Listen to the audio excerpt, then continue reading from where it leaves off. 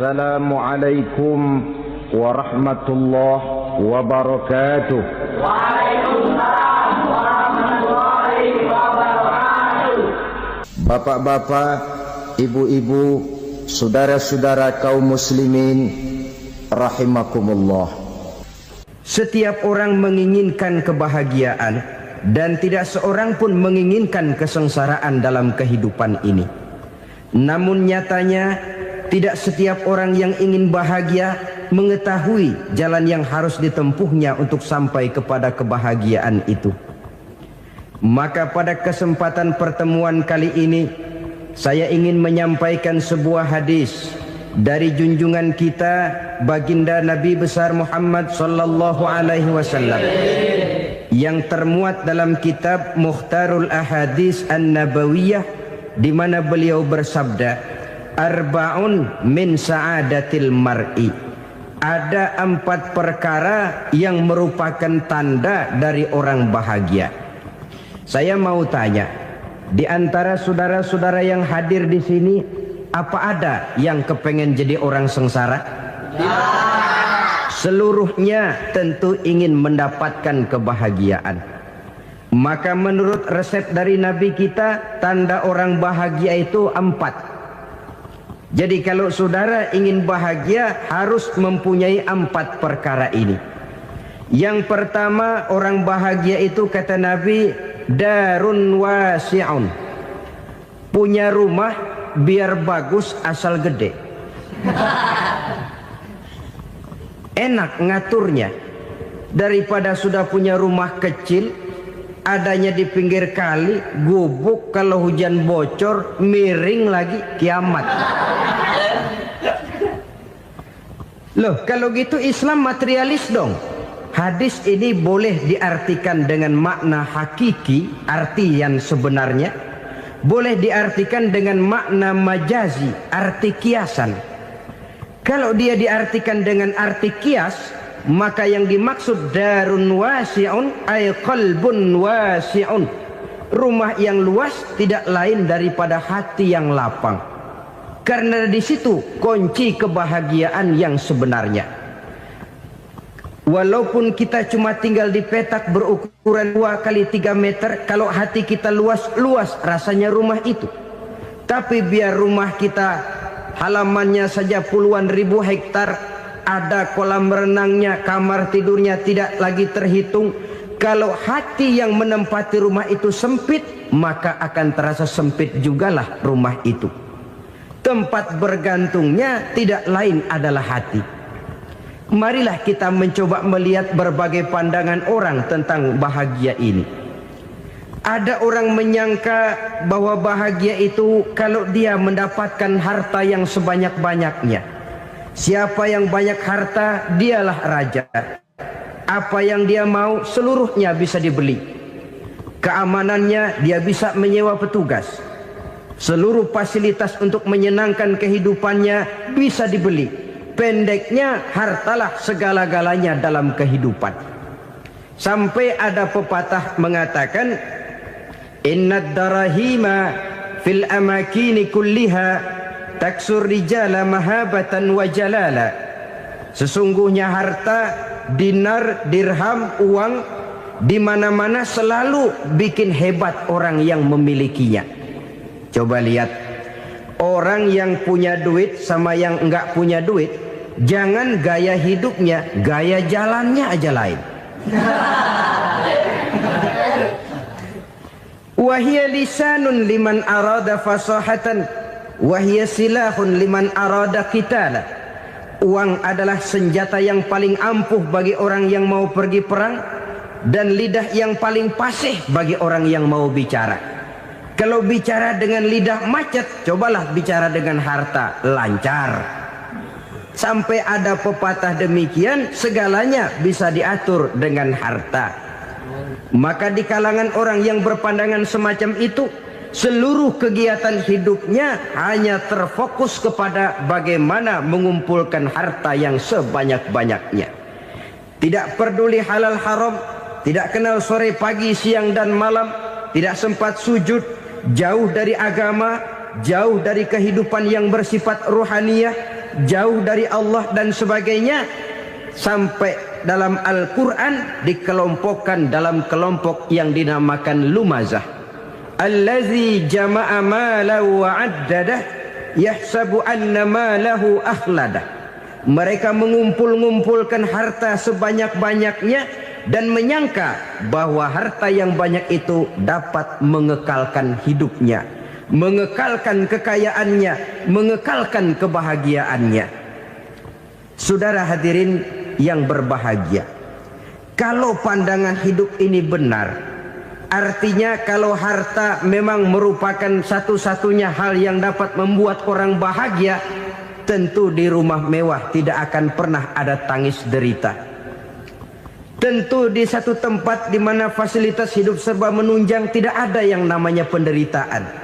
Tapi suka dan duka, sedih dan gembira, senyum dan tawa adalah milik setiap orang, baik dia punya harta maupun dia tidak punya harta.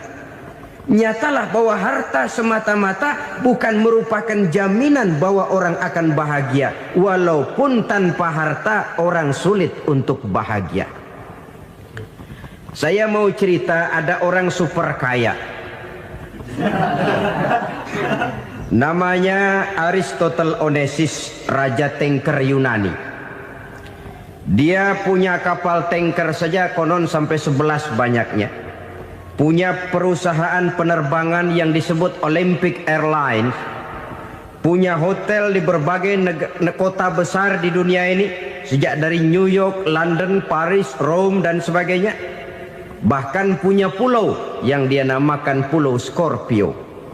Ini kan namanya sudah kaya nggak tanggung-tanggung, punya pulau. Nah, dia punya 2 orang anak, yang satu laki-laki namanya Alexander, yang satu perempuan namanya Maria Onesius. Seluruh harapannya tertumpah kepada anak lakinya Alexander ini, yang akan meneruskan usahanya, meneruskan kekayaannya, meneruskan dinastinya. Apa yang terjadi? Ternyata anak yang dia harapkan yang bernama Alexander ini mati muda dalam kecelakaan pada waktu dia olahraga. Apa olahraganya? Namanya olahraga anak orang kaya, golongan jet set. Olahraganya olahraga pesawat terbang. Jatuh, ya nggak kapungut, habis mati. Tinggal satu anak perempuannya, Maria Onesius. Tapi anak perempuan ini juga malah urakan. Terakhir dia pacaran, bahkan kemudian kawin sama orang Rusia. Rupanya Aristotle Onesius ini broken. Kekayaannya yang berlimpah ruah, perusahaannya yang begitu banyak, siapa yang akan meneruskan? Siapa yang akan menggantikan? Sampai kemudian dia mengurung diri di Pulau Scorpio dan mati di sana secara mengenaskan. Seorang multi jutawan, seorang yang super kaya, mati menyendiri di pulau sepi. Ibarat kata pepatah, anak ayam mati di lumbung. Bukan kekurangan makanan, keurugan makanan. Begitu kehidupan Aristotle Onesius. Dan banyak orang-orang yang sudah demikian kaya sampai dibingungkan oleh kekayaannya sendiri. Telusurilah kehidupan David Rockefeller misalnya, Henry Ford misalnya, Adnan Khashoggi misalnya. Multi jutawan yang kadang-kadang dibuat keder oleh kekayaannya sendiri. Pantas ketika Imam Ali ditawarkan orang, "Ya Ali, kalau kepadamu disuruh pilih ilmu atau harta, kau pilih mana?" Ya jelas pilih ilmu dong. Kenapa? Pertama, ilmu kalau kita berikan kepada orang lain tambah. Tapi harta kalau kita berikan kepada orang lain kurang. Saudara punya uang 10.000, dibagi orang 5.000, jelas uang saudara berkurang. Tapi saudara punya ilmu diberikan kepada orang lain bisa, saudara pun makin mantap. Tidak lantas jadi bodoh karena ngajarin orang. Saudara bisa Fatihah lalu mengajarkan orang Fatihah. Orang bisa, saudara pun makin hafal. Tidak lantas setelah diajarin orang ilmunya hilang. Begitu datang dia minta orang tolong ajarin saya Fatihah. Udah habis, nggak ada.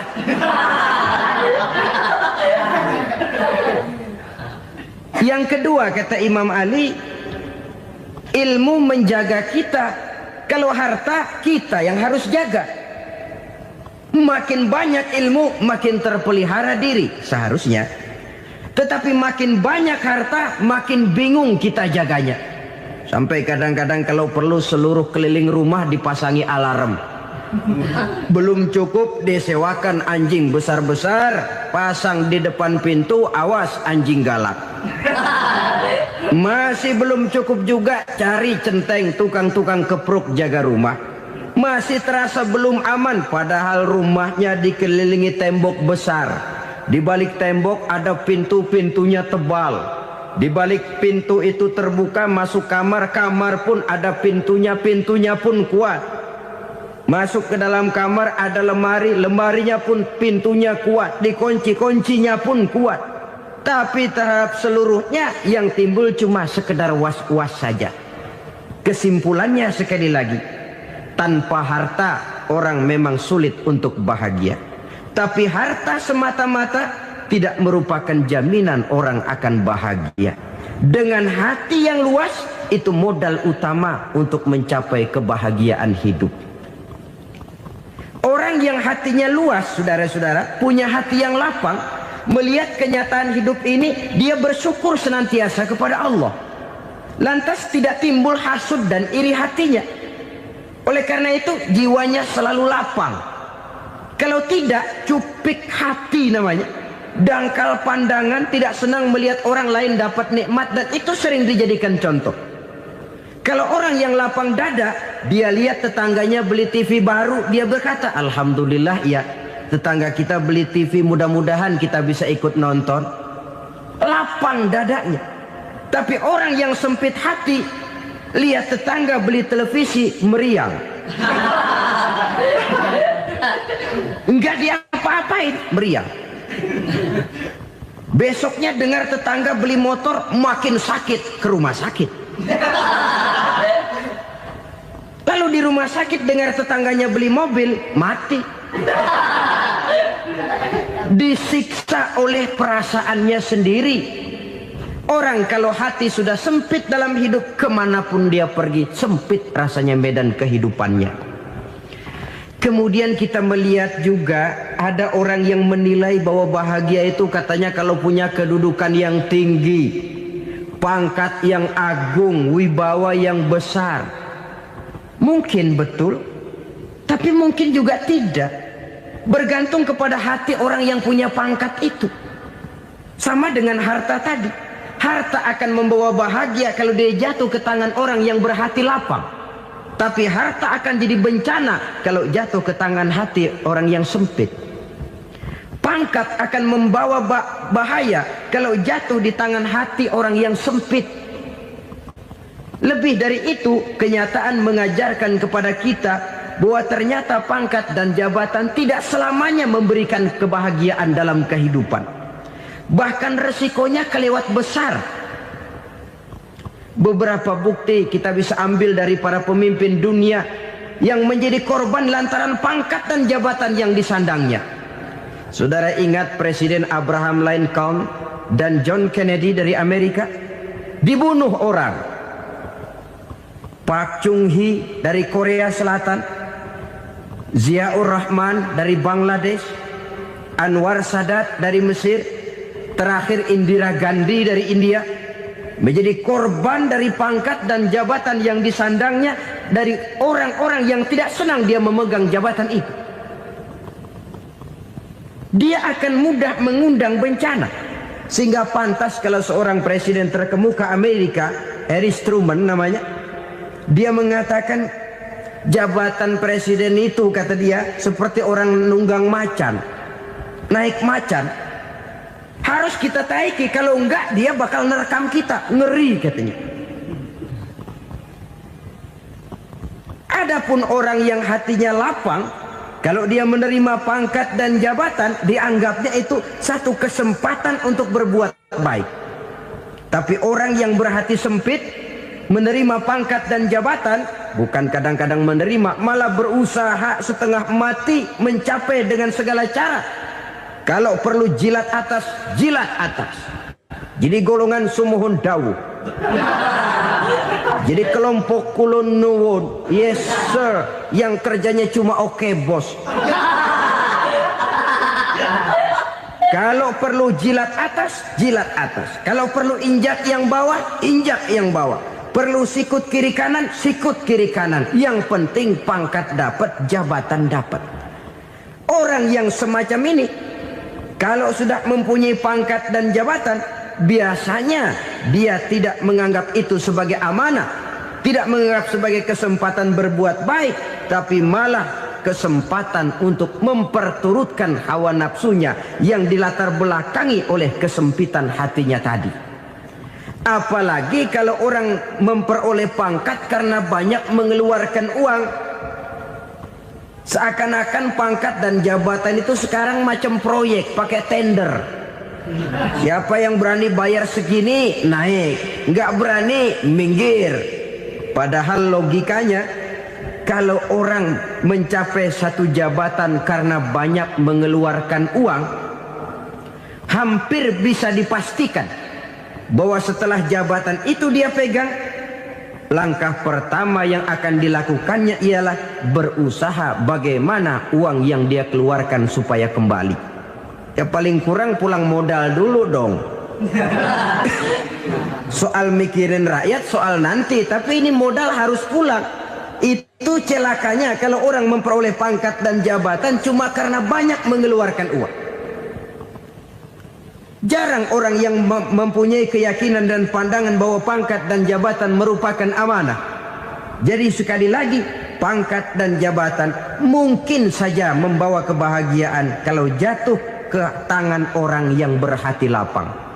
Tapi bisa jadi bencana kalau dia jatuh ke tangan orang yang mempunyai hati yang sempit. Dan lagi-lagi stresnya hati yang lapang.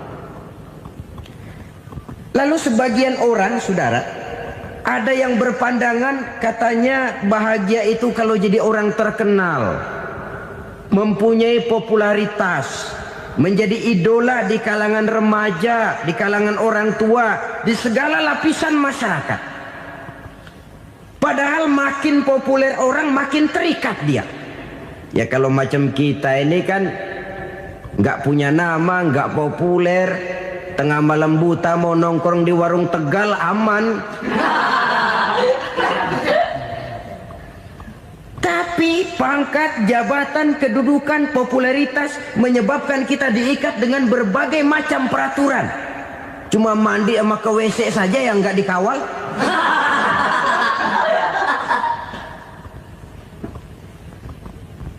Benarkah popularitas, ketenaran membawa kebahagiaan? Mungkin. Ya, tapi mungkin juga tidak. Kenapa? Banyak orang-orang populer yang mengakhiri hidupnya secara tragis. Kita ambil beberapa nama. Di Amerika tahun 60-an ada bintang seksi paling terkenal yang dijuluki sex bomb. Bom seksi. Sampai sekarang jadi legenda, namanya Marilyn Monroe. Singkatan dobelnya itu inisialnya MM, Marilyn Monroe. Terkenal, top, sampai dia mati tahun 62. Namanya sekarang masih saja dibicarakan orang. Kenapa dia bunuh diri? Tidak punya hartakah dia? Banyak. Kurang populerkah dia? Seluruh dunia mengenalnya. Sejak rakyat kecil sampai pejabat tinggi dia punya hubungan. Kenapa? Jenuh. Dia terlahir dalam keadaan yatim. Setelah itu tidak lama dia berangkat remaja, ibunya meninggal. Pindah dari wanita asuh ke wanita asuh sampai 12 orang ibu angkatnya. Dan kekecewaan yang paling parah, setiap laki-laki yang dekat dengannya hanya seperti kapal berlabuh. Datang dan pergi silih berganti. Padahal dia merindukan seseorang yang bisa melindungi hidupnya. Dia rindukan itu dan dia tidak pernah menemukan. Itu yang akhirnya menyebabkan dia minum pil tidur kelewat dosis, minum obat tidur kebanyakan, ya tidur terus sampai sekarang.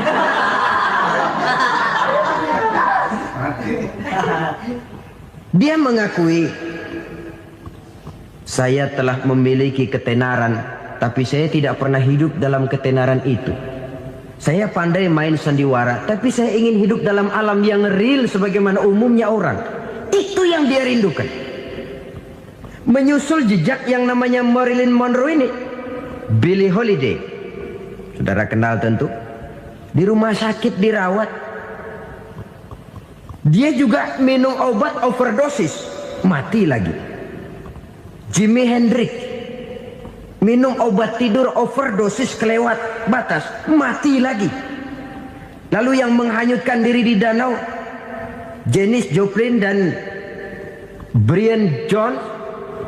Ini orang-orang populer, orang-orang terkemuka yang mengakhiri hidup secara tragis, bukan karena tidak terkenal, mungkin karena sudah saking terkenalnya. Contoh paling belakangan, Bruce Lee. Wah, ini tukang-tukang kepruk tentu kenal siapa dia. Sampai sekarang pun tabir kematiannya masih merupakan misteri. Dan yang masih hidup juga menunjukkan gejala yang aneh. Michael Jackson, rumahnya di Beverly Hills itu dijaga sedemikian rupa, dan dia selalu curiga kepada setiap makanan harus steril, bersih dari segala macam kimia. Kemana dia pergi, itu tukang-tukang kepruk sudah selalu menjaga dan mengawal, dan dia seakan takut menunjukkan mukanya yang asli. Hingga kalau tampil ke tengah di luar show, dia kadang memakai pakaian yang tidak menunjukkan dia yang sebenarnya, takut dikenali orang. Ternyata popularitas sering jadi momok yang meracuni kehidupan manusia. Oleh karena itu, benarlah junjungan kita pada saat beliau mengajarkan orang akan bahagia kalau dia mempunyai hati yang lapang. Nah, sekarang masalahnya untuk mendapatkan hati yang lapang, caranya bagaimana? Kita kembali kepada konsep Quran. Allah mengajarkan, ala inna bidzikrillahi tatmainnul qulub. Ketahuilah bahwa dengan banyak mengingat Allah, hati akan tenang, jiwa akan lapang. Dengan kata lain, dekat dengan agama, merasakan kehadiran Allah dekat dalam hidup. Itu muara pertama untuk mencapai hati yang lapang. Ala inna bizikrillahi tatmainnul qulub. Jangan macam orang sekarang ingin mendapatkan ketenangan lalu tapak di puncak gunung, di gua-gua, di tempat sepi. Iyalah kalau nggak ada ular. Kalau tergigit ular berbisa, ketenangan belum, mati jelas itu. Islam positif untuk mendapatkan ketenangan. Ala inna bizikrillahi tatmainnul qulubi. Bahwa ketahuilah bahwa dengan banyak mengingat Allah, hati akan tenang, jiwa akan lapang, nuansa pikiran akan luas. Karena yang namanya bahagia ada dimanapun manusia berada. Di kampung ada bahagia, di kota ada bahagia, di ngarai, di lembah, di gunung, di hutan, di lautan, di angkasa luar, dimanapun bahagia itu ada kalau kita bermodalkan hati yang lapang ini. Dan hati akan lapang kalau kita dekat dengan agama. Dekat dengan harta buat sementara hati mungkin tenang, tapi ketenangan yang relatif dan temporer. Apalagi orang tiap kali tambah harta, tiap kali tambah rencana. Itu wajar. Mungkin sebelumnya saudara berpikir, kalau punya duit 5.000 enak nih. Begitu punya duit 5.000, aduh sayang kalau 10.000 aja. Tiap kali tambah harta, tiap kali lain rencana. Makin banyak rencana, makin menjauhkan kita dari yang namanya ketenangan. Padahal ketenangan merupakan unsur utama untuk mencapai bahagia. Dan ketenangan itu bermuara dalam hati manusia. Tengoklah kehidupan ini. Orang yang banyak harta dengan orang miskin, Berbedakah rasa sakit yang mereka tanggungkan? Rasanya tidak. Walaupun si kaya tidur di kasur empuk berselimutkan sutra mahal, sementara si miskin meringkuk di balai bambu yang keras dan kasar. Apabila maut datang, dia juga tidak pernah pilih bulu. Maut datang menjemput si kaya di singgasana keemasannya, dikelilingi oleh para pengasuh, dayang dan inang serta para pengawal.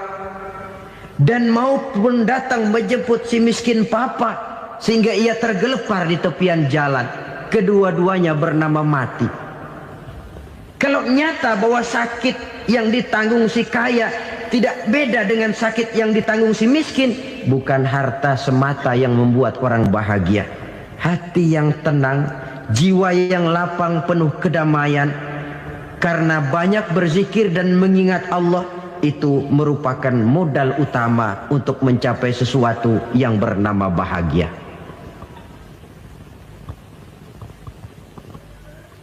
Saudara hadirin yang saya hormati, inilah yang pertama dari 4 ciri yang digambarkan oleh Nabi tentang tanda-tanda orang bahagia. Dan harus berangkat dari yang pertama ini, hati yang lapang. Ini yang harus kita miliki lebih dahulu. Baru nanti akan menyusul kepada poin yang ketiga, kedua, dan selanjutnya. Sebab kalau hati sudah terisi dengan jiwa yang lapang, seluruh persoalan insya Allah akan bisa kita atasi dengan sebagaimana mestinya. Yang kedua sekarang, tanda orang bahagia menurut baginda Nabi, markabun syariah. Orang bahagia itu, kata beliau, punya kendaraan biar cepat asal lancar. Artinya kemana dia mau pergi mudah. Apa maksud hadis ini? Kalau kita kaji lebih dalam, kendaraan itu kan alat transportasi. Transportasi tidak lain adalah usaha memudahkan komunikasi. Pindah dari situ kepada teori bahwa manusia adalah zon political, makhluk bermasyarakat yang tidak bisa memenuhi kebutuhan hidupnya secara sendirian. Kita memerlukan keberadaan orang lain dalam kehidupan ini. Untuk memakai baju saja kita sudah perlukan petani yang tanam kapas, pabrik yang memintal kapas jadi benang, pabrik yang menenun benang jadi kain, sampai kepada mesin jahit, sampai kepada tukang jahit. Itu cuma untuk memakai pakaian saja. Tidak seorang pun di antara kita yang sanggup memenuhi kebutuhan hidupnya secara sendiri. Kita perlu orang lain. Maka kebebasan dalam arti mutlak, kebebasan tanpa batas, itu tidak mungkin ada dalam kehidupan. Karena kita mengadakan yang disebut interaksi sosial. Setiap kegiatan kita tentu melibatkan orang lain. Menurut kita barangkali kita bebas jalan di jalan raya semaunya, tapi orang lain berkendaraan pun merasa bahwa ini ada juga jalan haknya, dan begitu selanjutnya. Oleh karena itu, maksud dari kendaraan yang cepat ini adalah khulata'uhu ma'as solihin. Lingkungan pergaulannya terdiri dari orang-orang soleh. Pergaulannya luas. Kemana dia pergi ada temannya. Kesulitannya ada tempat dia cerita. Dan kesulitan kalau sudah diceritakan kepada orang lain, taruh kata orang itu tidak bisa menolong, namun menceritakannya kepada orang yang kita percayai, kan paling kurang sudah mengurangi beban jiwa, mengurangi tanggungan batin, merasa masih ada tempat kita cerita. Maka lebih baik orang awam yang mau bergaul ketimbang orang setengah alim tapi ngunci pintu. Sebab nantinya akan timbul sikap picik, cupik pandangan, dan tidak luas menghadapi kenyataan dalam kehidupan ini. Namun yang harus kita garis bawahi, pergaulan memang mesti luas. Namun jangan sekali-kali lupa bahwa pergaulan sangat besar pengaruhnya dalam ikut membentuk kepribadian manusia. Sehari-hari bisa kita bilang, kalau kita dekat sama tukang minyak wangi, sekalipun nggak dibagi minyaknya, baunya tentu dapat. Betul? Tapi dekat sama tukang elas, walaupun nggak kena apinya, asapnya mesti kena. Kalau Syauqi mengatakan lebih jelas lagi, man asyaral asrafa asa musyarrafan wa muasyiral anzali ghairu musyarrafin. Awalam taral jildal hakira muqabbalan bisagri lamma sara jildal mushaf. Siapa yang bergaul dengan orang mulia, dia bakal ikut menjadi mulia. Tapi siapa yang berteman dengan orang hina, dia tidak bakal ikut menjadi mulia. Tidakkah kau lihat, kata Syauqi, kulit kambing yang hina pun dicium orang ketika menjadi kantong Quran. Kulit kambing hina, kalau dia sendirian gak ada yang mau cium.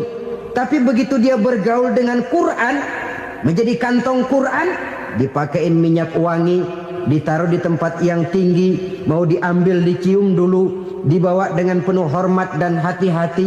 Kulit kambing yang hina lantaran berteman dengan Quran, numpang mujur. Tapi coba lihat kalau kulit kambing berteman dengan kayu, jadi beduk, habis. Zohor dikemplang, asar dipukul. Itu pun sedikit saja, cuma salah milih teman. Yang temannya Quran dihormati orang, yang temannya kayu lantaran jadi beduk, gelap-gelap subuh orang udah kemplangnya.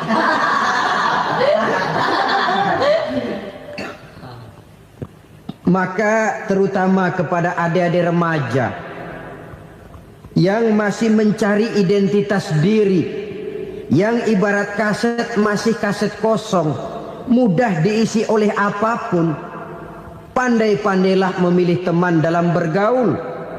Karena banyak orang yang tadinya baik-baik, ketika terseret dalam pergaulan dengan orang yang tidak baik, kebaikannya menjadi lentur dan luntur.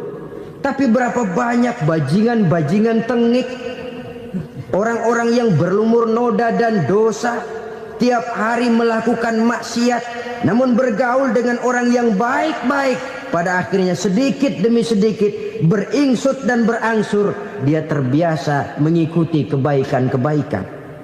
Saya tekankan ini kepada remaja karena mereka masih mencari identitas diri. Apa yang mereka lihat mereka mau, apa yang mereka dengar mereka ingin tahu. Coba lihat kehidupan remaja. Pulang nonton film Rambo, pengen jadi Rambo, gagah, maunya belekai melulu. Pulang nonton film Superman, pengen bisa terbang.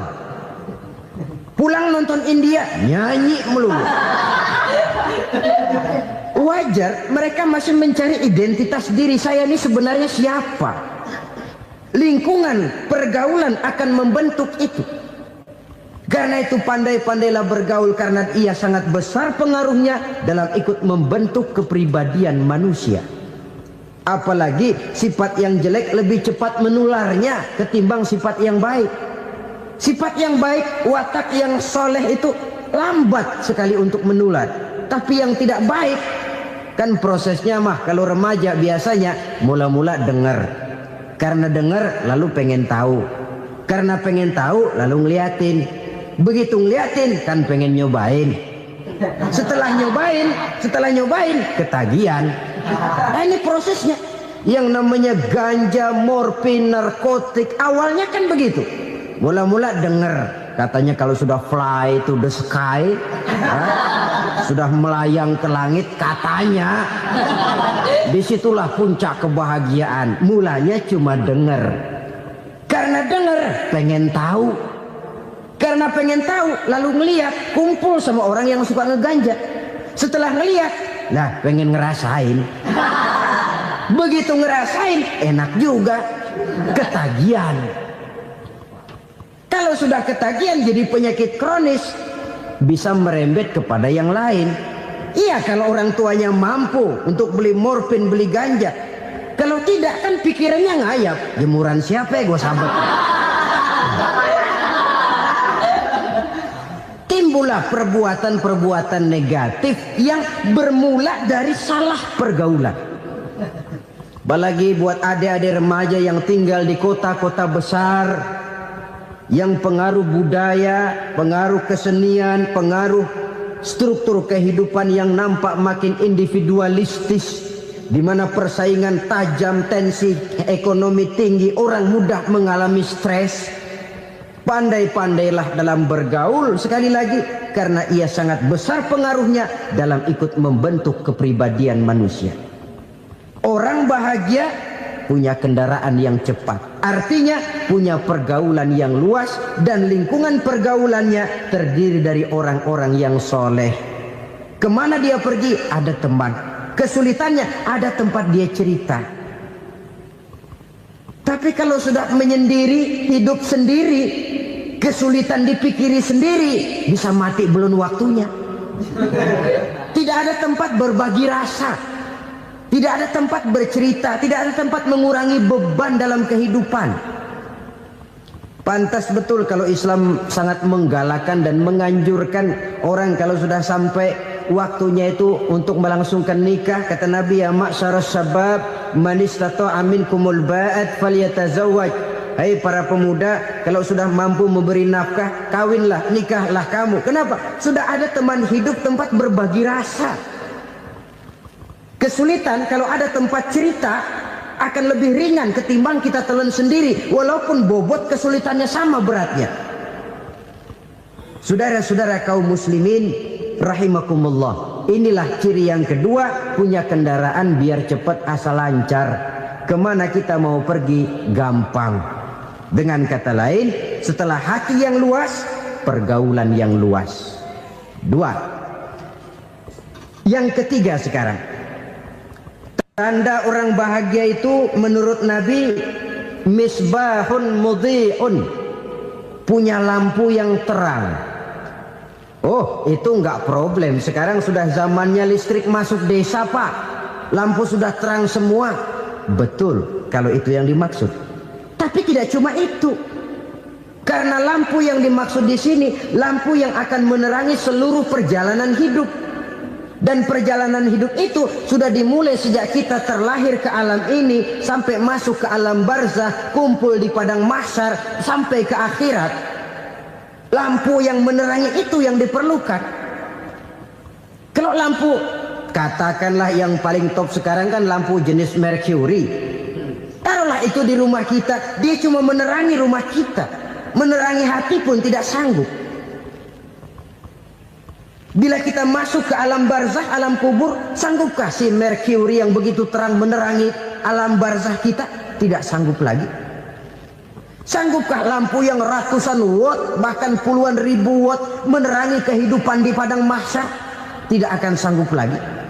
Kalau demikian, yang dimaksud lampu yang terang di sini apa? Tidak lain amal soleh, kebajikan yang kita lakukan dalam hidup.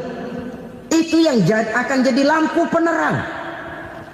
Di dunia nama kita akan terang. Jasad kita boleh hancur terkubur tanah, tapi nama kita akan dikenang orang. Begitulah kalau orang meninggalkan kebajikan dalam hidup seperti sekarang. Ribuan orang tiap saat berziarah ke kubur Imam Syafi'i, ke kubur Imam Malik, ke kubur Imam Ghazali, ke kubur orang yang baik-baik, orang yang soleh-soleh.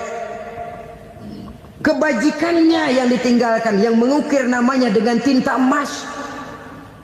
Sehingga saudara sudah terbaring di alam kubur, orang lewat, Allah, ini kuburannya Fulan bin Fulan, dulu ini kebaikannya Masya Allah, saya ikut merasakan. Mari kita mampir sebentar, kita Fatihah. Mohon disampaikan Allah pahalanya kepada almarhum. Al-Fatihah. Itu kalau orang baik-baik. Lalu saudara tanya, Pak, orang mati dikirimin Fatihah apa nyampe pahalanya? Saya jawab, kalau saudara nggak percaya, mati dulu dah. Nanti saya Fatihain, tungguin di sana. Umpama nggak sampai, balik lagi kemari. Sekarang ini kan maunya otak-otakan saja. Kalau nggak masuk otak, nggak percaya.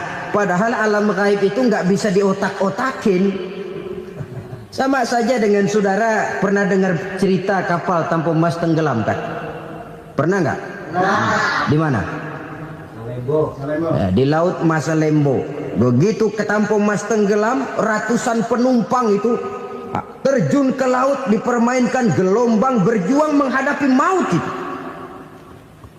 Orang lagi timbul tenggelam di lautan, dihantam ombak, kita tengokin pakai helikopter. Pak, lagi timbul tenggelam ya? Iya, tolongin. Jangan khawatir Pak nih, saya kirim intan Pak, harganya 10 juta. Kira-kira orang yang timbul tenggelam di laut seneng nggak? Tidak. Kan mahal toh intan 10 juta. Kenapa dia nggak senang? Karena intan 10 juta dalam kondisi seperti itu tidak sanggup menyelamatkan dia. Dia akan girang kalau dikirimin ban mobil bekas, dikirimin papan terentang atau bambu. Intan yang 10 juta dia nggak girang. Ban mobil bekas yang 1000 perak, tuh pegang, itu yang dia girang betul. Inilah sebabnya Nabi berkata, mal mayyitu fi qabrihi illa kal ghariqil mutaghawwis. Orang yang meninggal di alam kuburnya seperti orang timbul tenggelam di lautan. Yantaziru da'watan min ahli, menunggu doa dari keluarganya yang masih hidup. Duh, bapak saya sudah meninggal, saya sayang benar sama dia. Kirimin kulkas ke kuburannya Itu sama saja dengan tadi orang tenggelam di lautan dikirimi intan yang harganya 10 juta, ndak sampai. Begitulah kalau kebajikan yang kita tinggalkan dalam hidup, sudah mati pun kubur kita masih diziarahi orang. Tapi kalau jahat yang kita tinggalkan, boro-boro lah orang mau doa lewat dekat kuburan kita juga serem. Tuh bajingan no, dulu mati dipendem di situ tuh. Jangan lewat situ, ntar kesurupan, jangan. Lewat saja orang ngeri. Konon lagi membacakan Fatihah dan mengirimkan doa. Hidup pada hakikatnya adalah kesempatan untuk berbuat baik. Maka sekali kesempatan itu diberikan, manfaatkan dengan sebaiknya. Sebab kesempatan kedua tidak akan pernah ada. Kesempatan berbuat baik di sini, di akhirat sudah pembalasan namanya. Sekali kesempatan itu dicabut, dia tidak akan pernah dikembalikan lagi. Kata Iqbal, hidup tidak mundur ke belakang, Bung.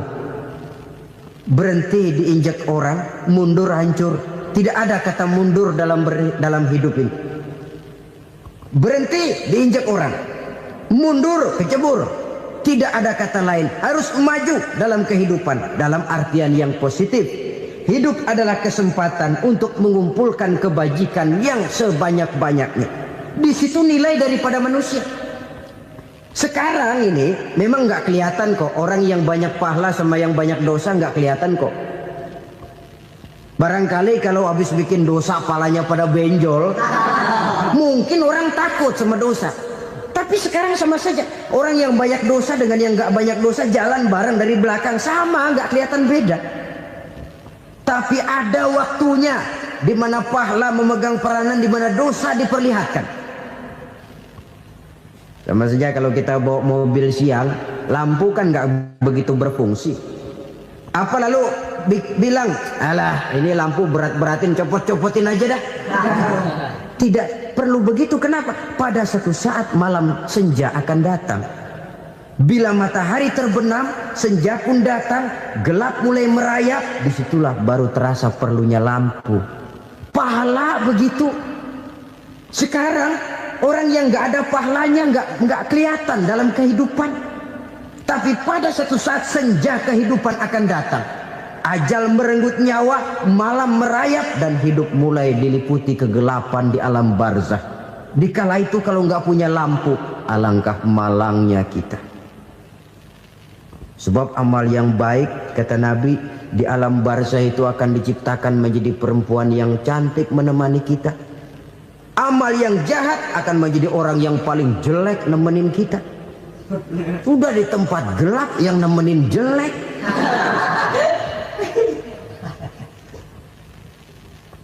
Kaum muslimin rahimakumullah. Kalau demikian masalahnya, tergantunglah kita pandai memanfaatkan waktu. Al-waktu kasayf, waktu itu cepat sekali. Yang namanya waktu itu tahu-tahu. Tahu-tahu udah tahun 87. Tahu-tahu udah begitu. Tahu-tahu yang kemarin anak-anak, sekarang udah pada punya anak. Tahu-tahu saja itu.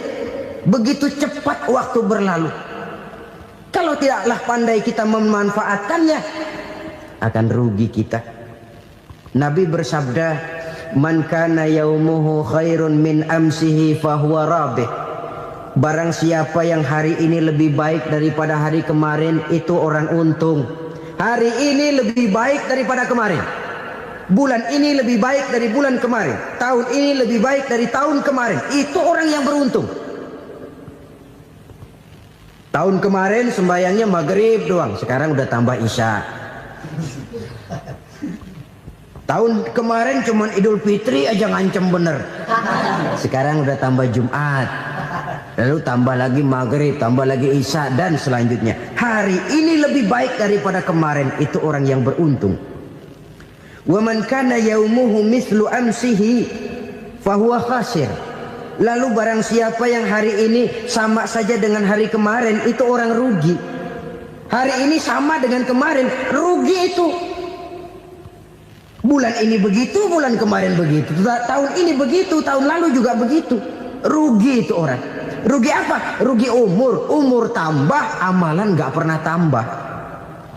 Dan saya pikir lebih merupakan azab ketimbang nikmat kalau orang dikasih panjang umur cuma untuk numpuk dosa. Mending mana? Panjang umur banyak dosa sama pendek umur dikit dosa? Mending mana? Mending mana? Ya, paling mending tentu panjang umur banyak pahala. Tapi kalau tidak, sekali lagi, lebih merupakan azab ketimbang nikmat kalau orang diberikan panjang umur tapi cuma untuk sekedar menumpuk dosa. Kehilangan kesadaran bahwa dunia bukan terminal akhir dari satu perjalanan. Dia cuma halte di mana kita berhenti sebentar untuk menuju kepada terminal yang hakiki. Saudara-saudara kaum muslimin rahimakumullah, inilah lampu yang akan menerangi kehidupan. Amal yang kita lakukan di dalam kehidupan. Jadi yang dimaksud dengan lampu yang terang, kebajikan yang kita kerjakan dalam hidup. Nah, setiap orang di awal tadi saya bilang ingin bahagia. Bahagia itu kan hakikatnya kumpulan senang dan selamat. Senang, selamat. Apa bedanya? Senang tapi tidak selamat, nggak bahagia. Selamat tapi nggak senang, nggak bahagia orang. Contoh, kalau orang korupsi, duitnya banyak, senang dia, tapi keselamatannya.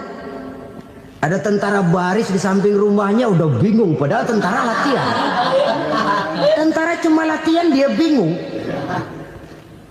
Senang, tapi karena keselamatannya tidak terjamin, dia tidak bahagia.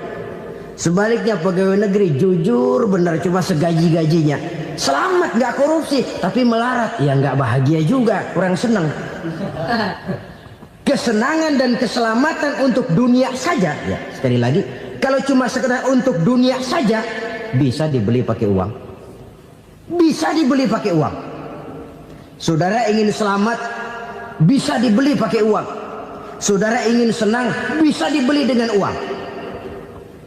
Tapi setelah mati masuk ke alam barzah, habis kekuasaan uang. Nggak bisa lagi beli keselamatan pakai uang, tidak mungkin lagi membeli kesenangan dengan uang. Di situ pahala yang megang peranan. Makin banyak pahala, makin banyak saham untuk membeli kesenangan dan keselamatan, untuk memperoleh yang namanya bahagia.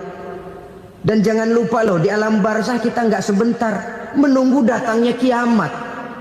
Loh iya, kalau kita begitu dikuburin terus kiamat datang, untung.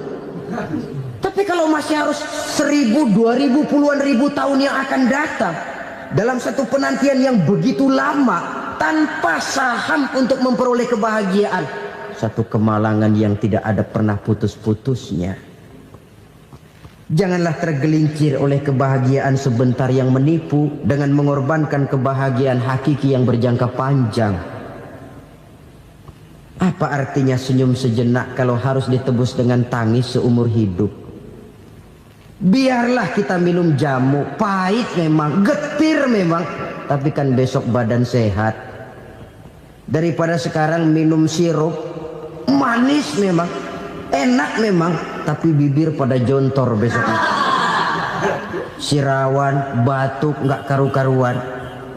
Banyak orang tertipu oleh kesenangan yang sebentar, Padahal laisa kullu ma yalma'u zahaban. Belum tentu semua yang berkilat itu emas.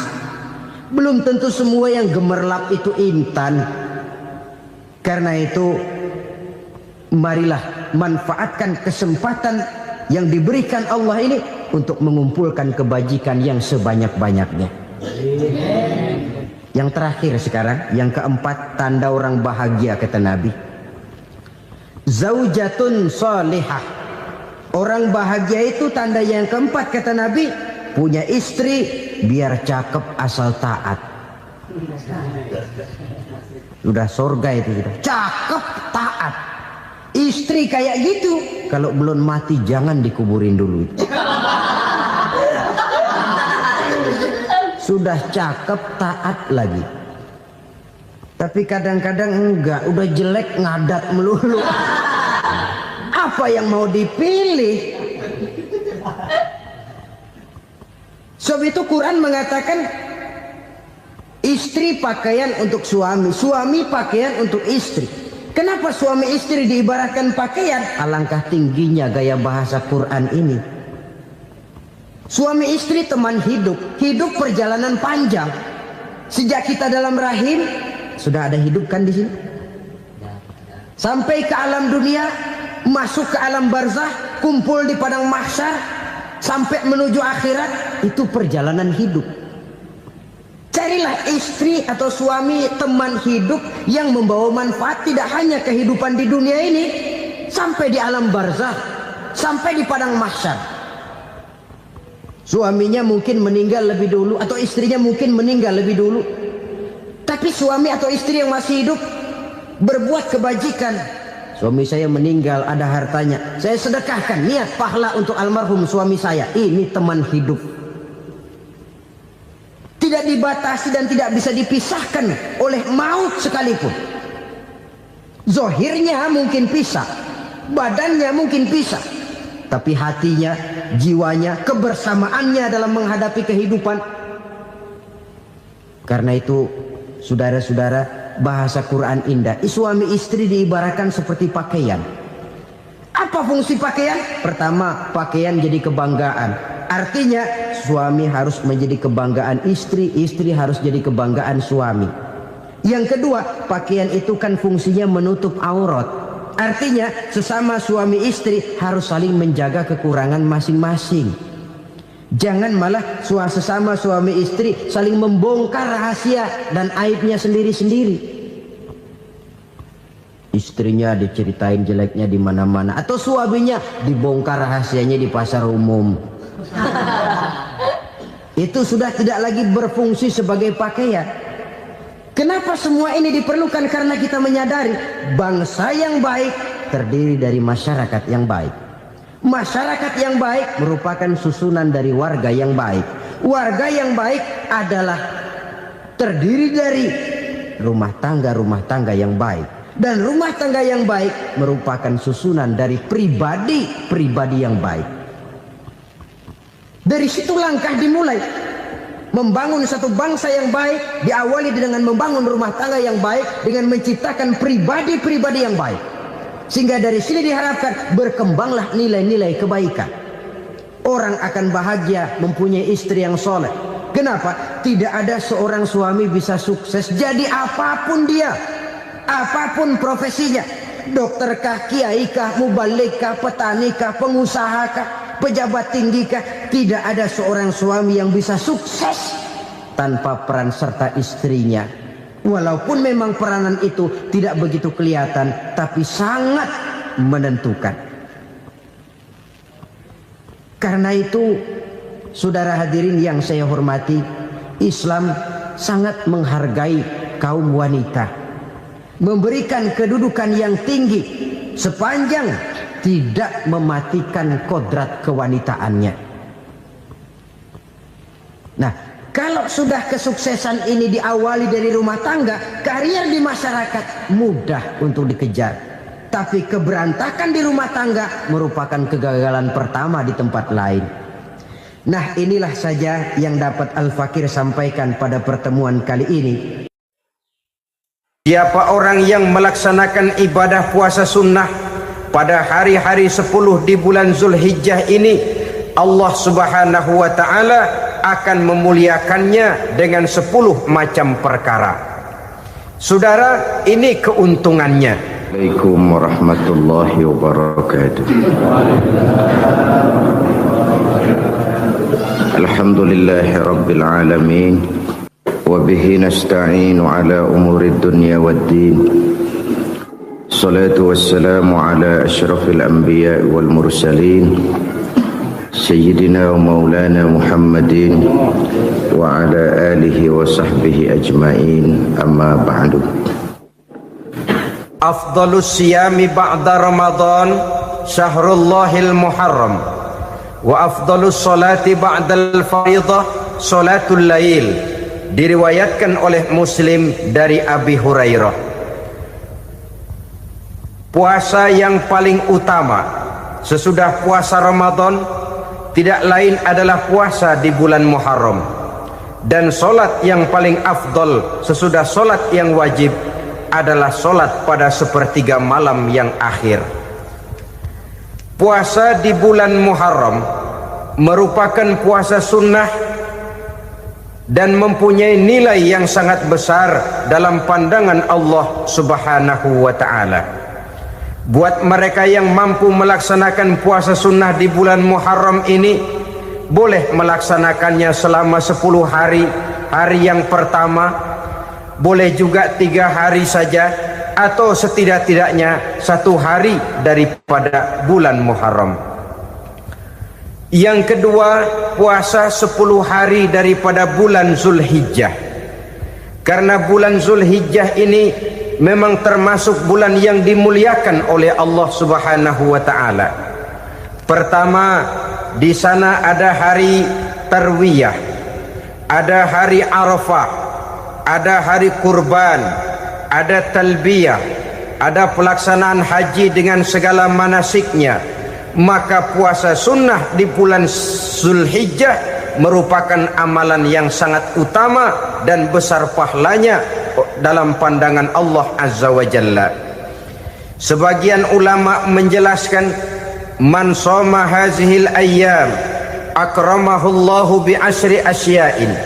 Siapa orang yang melaksanakan ibadah puasa sunnah pada hari-hari 10 di bulan Zulhijjah ini, Allah Subhanahu wa ta'ala akan memuliakannya dengan 10 macam perkara.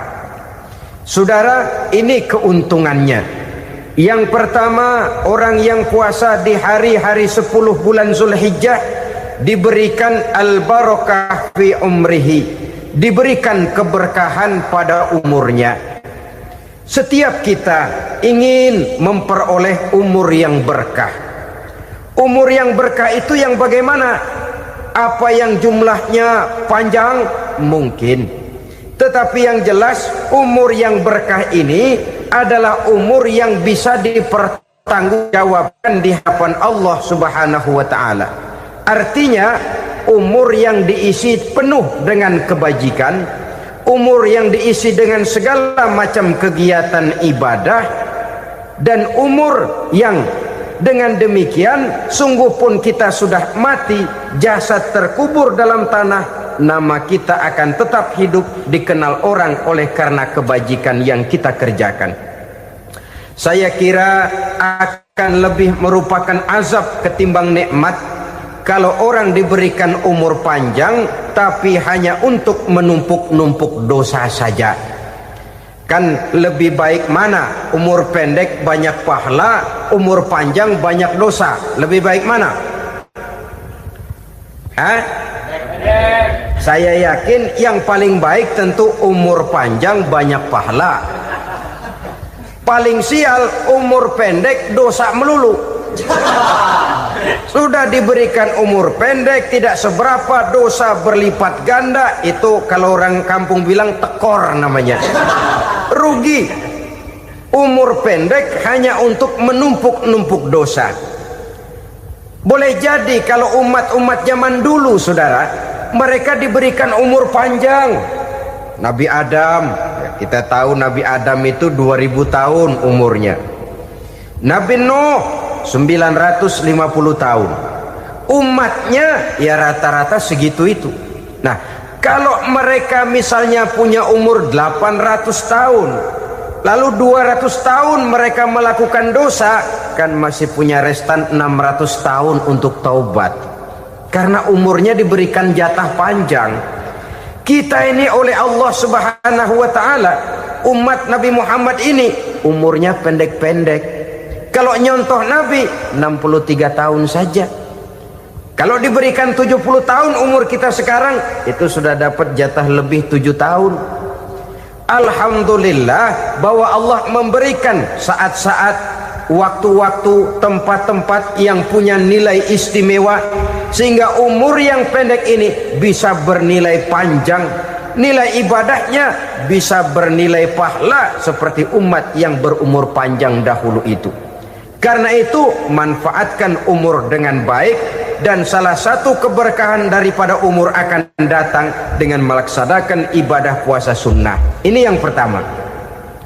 Yang kedua, az-ziyadatu fi malihi, berikan tambahan hartanya, menjadi orang kaya. Kaya apa? Kaya hati setidak-tidaknya. Karena dengan tekun dan rajin melaksanakan ibadah puasa, yang segera tertanam dalam jiwa seseorang merasakan cukup di dalam kehidupan. Itulah dia orang yang paling kaya, orang yang hidupnya paling cukup. Kalau orang sudah merasa cukup dalam hidupnya, maka itulah dia orang yang kaya. Saudara-saudara kaum muslimin rahimakumullah, puasa sunnah memberikan tambahan harta, usahanya berkembang, dengan demikian membawa keberkahan, hartanya makin bertambah, akan menunjang ibadahnya kepada Allah, lebih memantapkan dan membawa ketenangan dalam hidupnya. Itu termasuk berkahnya melaksanakan puasa sunnah itu. Yang ketiga, al-hifzu fi iyalihi, diberikan penjagaan, perlindungan terhadap keluarganya, anaknya sehat, sanak famili dan handai tolannya terjaga dan terpelihara dari segala malapetaka, dari segala mara bahaya, kesehatannya terjamin dan terpelihara. Itu sudah merupakan modal yang sangat besar di dalam kita mengarungi kehidupan. Sebab rasanya sulit untuk bahagia, duit kita banyak sekali, usaha kita selalu mendatangkan untung yang berlipat ganda. Tapi sebentar-sebentar anak kita sakit, yang ampek, yang korengan,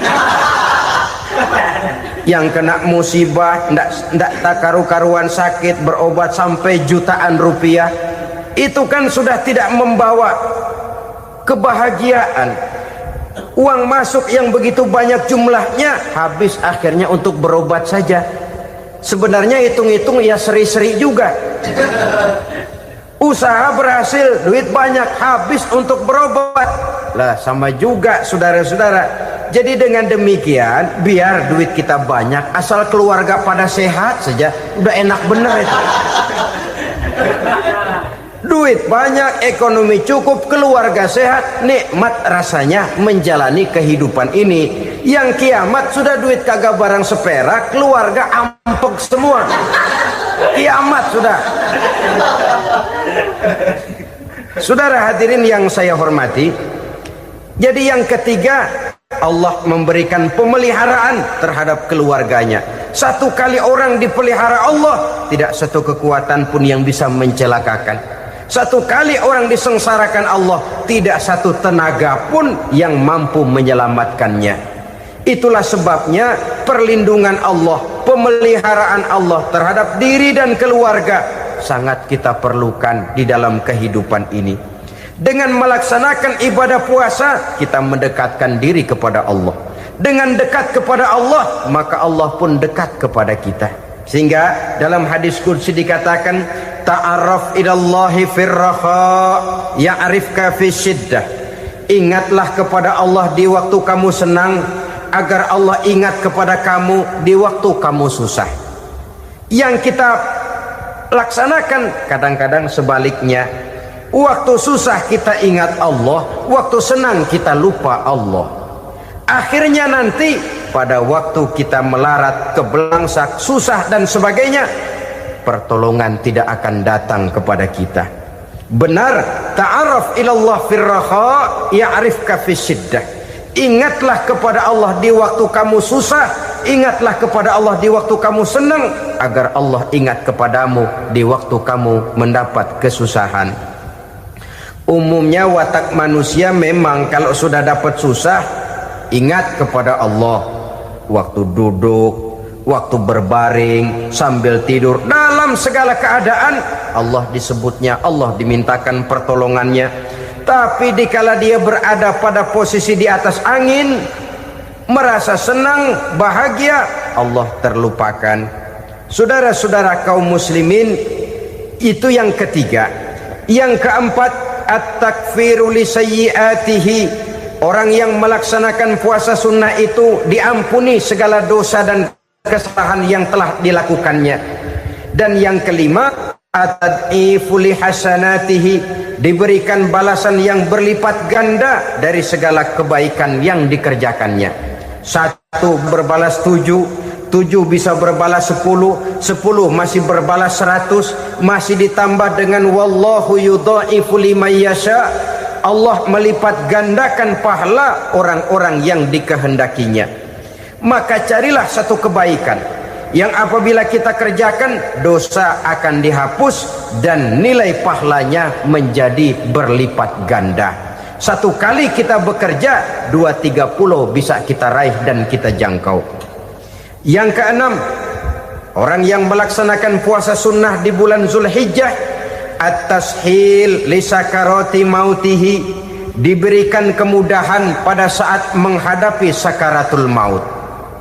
Maut a mysterious problem.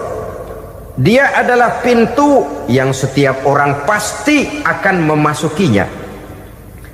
Bahwa mati adalah mati, itu semua kita tahu. Tapi hakikat orang pada saat menghadapi mati itu kan berbeda-beda. Ada yang matinya itu gampang sekali, persis orang tidur saja, tidak nampak gelisah, tidak bikin susah yang hidup, tidak gelimpangan di tempat tidur, persis seperti orang mau tidur saja. Ada yang sulit sekali menghadapi sakaratul maut, gelimpangan di tempat tidur, bikin bingung orang yang nunggu. Kadang-kadang seperti kerbau digorok lehernya. Saudara-saudara, sulit menghadapi sakaratul maut. Oleh karena itu Rasulullah sallallahu alaihi wasallam sering beliau itu kalau berdoa membaca Allahumma hawwin alayya fi sakaratil maut. Ya Allah, mudahkan saya di dalam menghadapi sakaratul maut. Rasulullah saja, saudara, orang yang ibadahnya paling banyak, orang yang hatinya paling bersih, orang yang akhlaknya paling luhur, masih berdoa semacam ini, mohon dimudahkan oleh Allah agar mudah menghadapi sakaratul maut. Apalagi kita, terus terang kita ini paling-paling kelas mukhtalid, bangsa sama pahala mau sama dosa doyan. Lebih perlu lagi menghadapi sakaratul maut, sehingga apabila malaikat maut datang menjemput nyawa kita, dimudahkan, jangan dibikin sulit, supaya mudah. Jadilah orang baik-baik. Biasanya kalau banyak yang mati, malaikat maut juga kali main-mainin dulu tuh orang, kutak-katik, ditakut-takutin dan segala macam. Saudara hadirin yang saya hormati, maka menghadapi sakaratul maut ini merupakan kunci. Apakah seseorang bisa husnul khatimah atau bisa su'ul khatimah?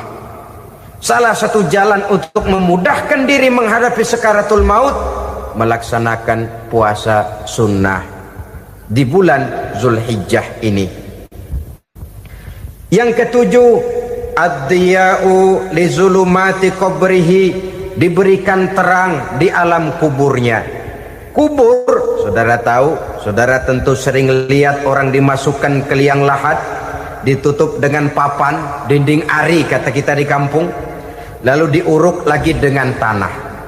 Dalamnya liang lahat, gelapnya liang lahat, gelapnya diuruk dengan tanah. gelapnya di dalam kubur, 3 gelap yang menjadi satu. Bapak moyangnya gelap.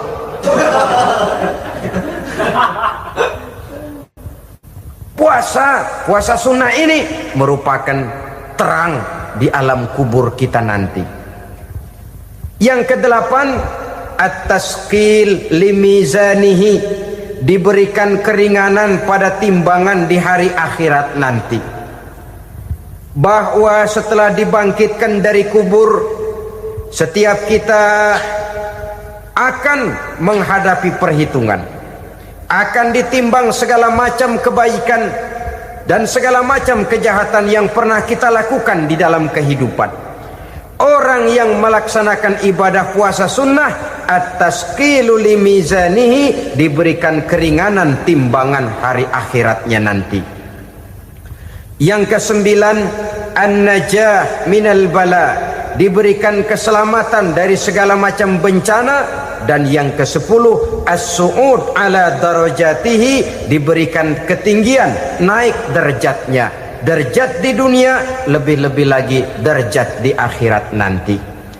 Ini keutamaan yang diberikan Allah Subhanahu wa ta'ala kepada mereka yang melaksanakan ibadah puasa 10 hari di bulan Zulhijjah, menurut penjelasan sebagian dari para ulama kita. Jadi setelah puasa Muharram ada lagi puasa Zulhijjah.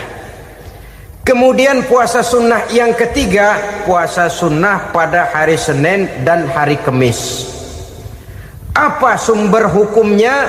Diriwayatkan oleh Imam Muslim dari Abi Qatadah, Rasulullah Shallallahu Alaihi Wasallam ditanya tentang puasa pada hari Senin. Kenapa Rasul melakukan itu?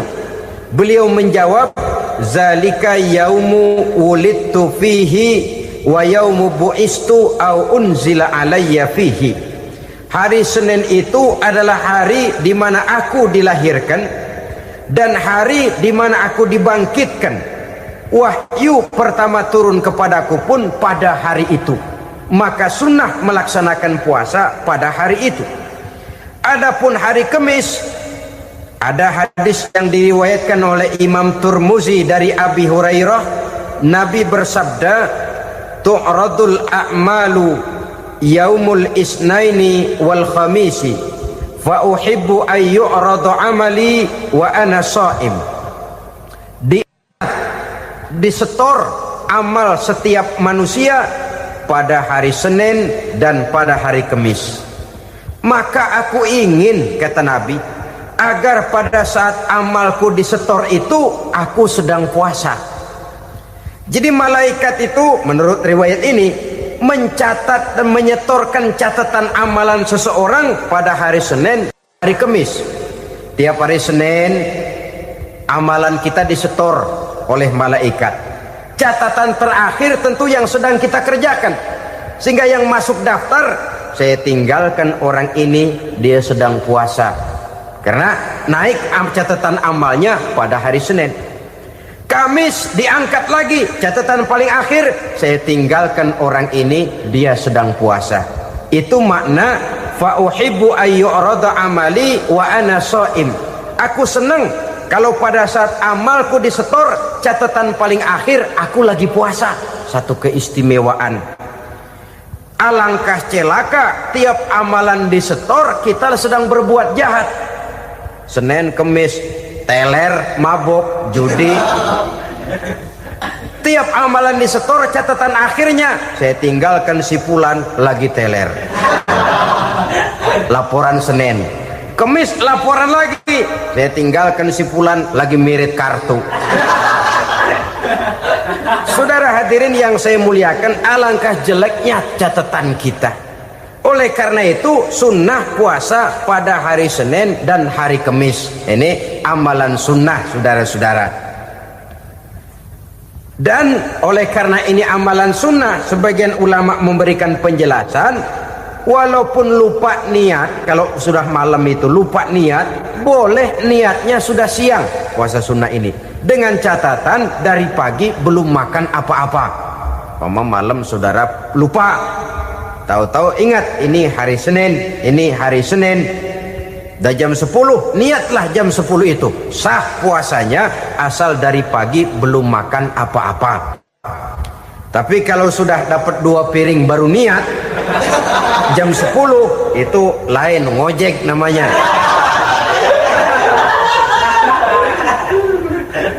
Jadi puasa sunnah yang ketiga, puasa pada hari Senin dan hari Kamis.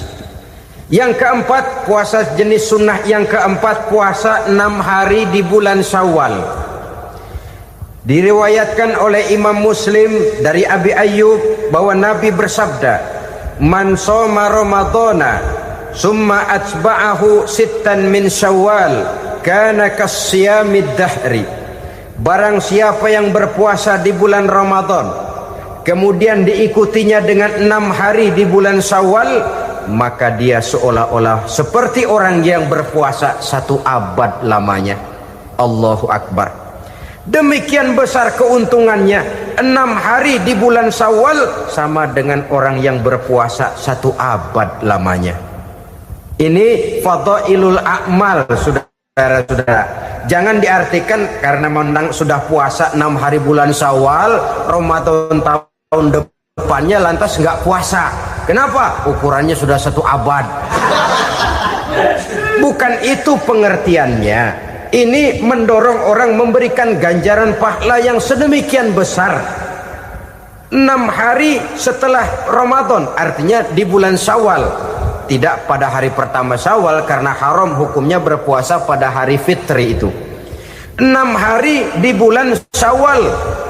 Tinggal lihat yang mampunya saja. Boleh berurutan, boleh tidak berselang-seling, boleh. Asal saja jumlahnya 6 hari selama masih bulan Syawal itu. Hari ini 3 hari lagi, 4 hari lagi, diselang-seling atau berurutan, itu juga lebih baik. Puasa sunnah 6 hari daripada bulan Syawal. Kemudian yang kelima, puasa sunnah 3 hari pada setiap bulan. 3 hari pada setiap bulan.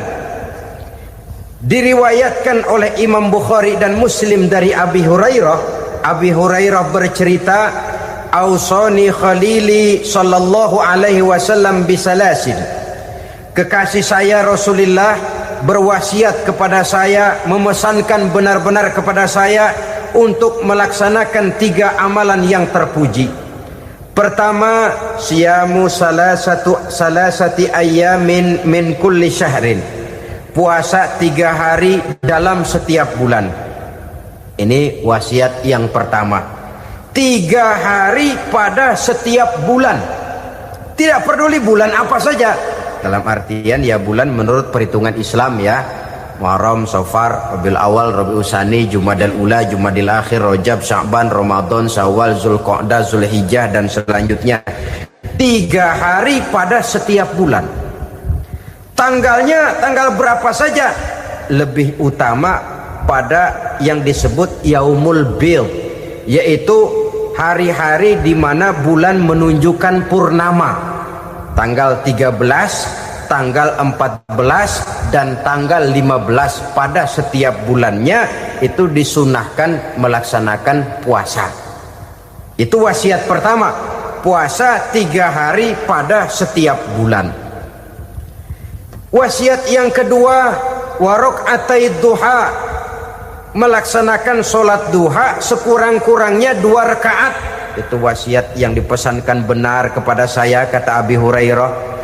Pertama, puasa 3 hari pada setiap bulan. Yang kedua, usahakan jangan meninggalkan 2 rakaat minimal daripada sembahyang duha. Kita tahu sembahyang duha itu sembahyang sunnah di waktu pagi seketika matahari naik sepenggalahan. Sekurang-kurangnya 2 rakaat, sebanyak-banyaknya 8 rakaat. Di antara fadilah atau keutamaan daripada sholat duha ini yaitu menyangkut masalah rezeki dan usaha. Kemudian wasiat yang ketiga, wa an utira qabla an anama. Beliau sangat berwasiat kepada saya untuk sholat witir sebelum tidur. Artinya sholat malam sebagai amalan sunnah di dalam kehidupan kita. Jadi saudara-saudara, dalam hidup ini kita akan selalu berbentur dengan keperluan. Kalau pada satu saat kita sudah sampai kepada tahap berpikir ini keperluan saya, tentu hal-hal semacam ini akan kita kerjakan. Kita belum tergerak melaksanakan ini semua oleh karena barangkali kita merasa belum memerlukannya. Karena itu marilah kita berusaha di samping melaksanakan puasa yang wajib, juga melaksanakan puasa yang sunnah di dalam kehidupan kita. Ini jenis puasa-puasa yang sunnah. Kemudian yang kedua, ada macam puasa yang disebut puasa nazar. Hukum pelaksanaannya wajib apabila nazarnya sudah terwujud. Puasa nazar, puasa yang dikaitkan dengan suatu persoalan. Umpamanya, kalau saya lulus ujian, saya akan puasa 1 minggu lamanya. Begitu ujiannya ternyata lulus, dia wajib bayar nazarnya. Puasa 7 hari, tidak lagi sunnah tapi wajib karena dia nazarkan. Asal saja tidak sah nazar kepada yang makruh, apalagi kepada yang haram. Umpamanya nazar, kalau tembus 6 nomor mau puasa 3 hari. Itu nazar semacam itu bukan saja tidak sah tapi haram hukumnya. Tidak boleh nazar kepada yang makruh apalagi kepada yang haram. Jadi apabila maksud yang sudah kita niatkan tercapai, wajiblah nazar itu dibayar, yaitu kalau nazarnya sunnah melaksanakan ibadah puasa. Saudara-saudara kaum muslimin rahimakumullah. Jenis puasa yang ketiga kita kenal dengan puasa wajib. Dan ini kita laksanakan pada bulan suci Ramadan. Tentang teknis pelaksanaan ibadah puasa di bulan Ramadan sudah pernah saya bicarakan pada pertemuan tentang Ramadan dan Idul Fitri. Pada kesempatan ini saya hanya ingin mengajak bahwa di dalam melaksanakan ibadah puasa Ramadan ini, marilah kita mengadakan evaluasi. Kenapa demikian? Barangkali secara jujur, walaupun agak berat, saya masih harus berkata, masih banyak di antara kita umat Islam yang di dalam melaksanakan suatu ibadah terjebak dalam rutinitas ritual. Apa itu rutinitas ritual? Itu bahasa susah. Berhubung saya tidak ingin bicara yang susah-susah, kita bicara yang mudah-mudah saja. Maksud saya, banyak di antara kita umat Islam yang di dalam melaksanakan suatu ibadah itu hanya dengan prinsip asal sekadar gugur kewajiban saja. Akibatnya, sampai sejauh mana ibadah itu berhasil membentuk kepribadian diri kita jarang mengadakan evaluasi dan penilaian. Salat yang penting gugur kewajiban. Puasa yang penting sudah gugur kewajiban. Haji yang penting sudah gugur kewajiban. Maka jangan heran kalau itu yang jadi prinsip, ibadah lantas tidak punya dampak dalam membentuk kepribadian diri. Banyak orang yang rajin sholat tapi munkarnya jalan terus.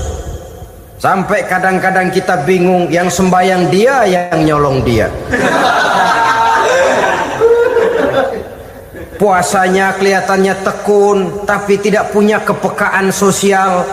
Sama yatim piatu bersifat masa bodoh, sama fakir miskin malah gemes. Tidak lantas tumbuh kepekaan sosial walaupun dia sudah ikut merasakan tidak enaknya lapar dan haus. Ada juga yang sudah haji 4-5 kali mondar-mandir Jakarta Mekah, tapi gaya hidupnya tetap seperti katak di kolong tempurung.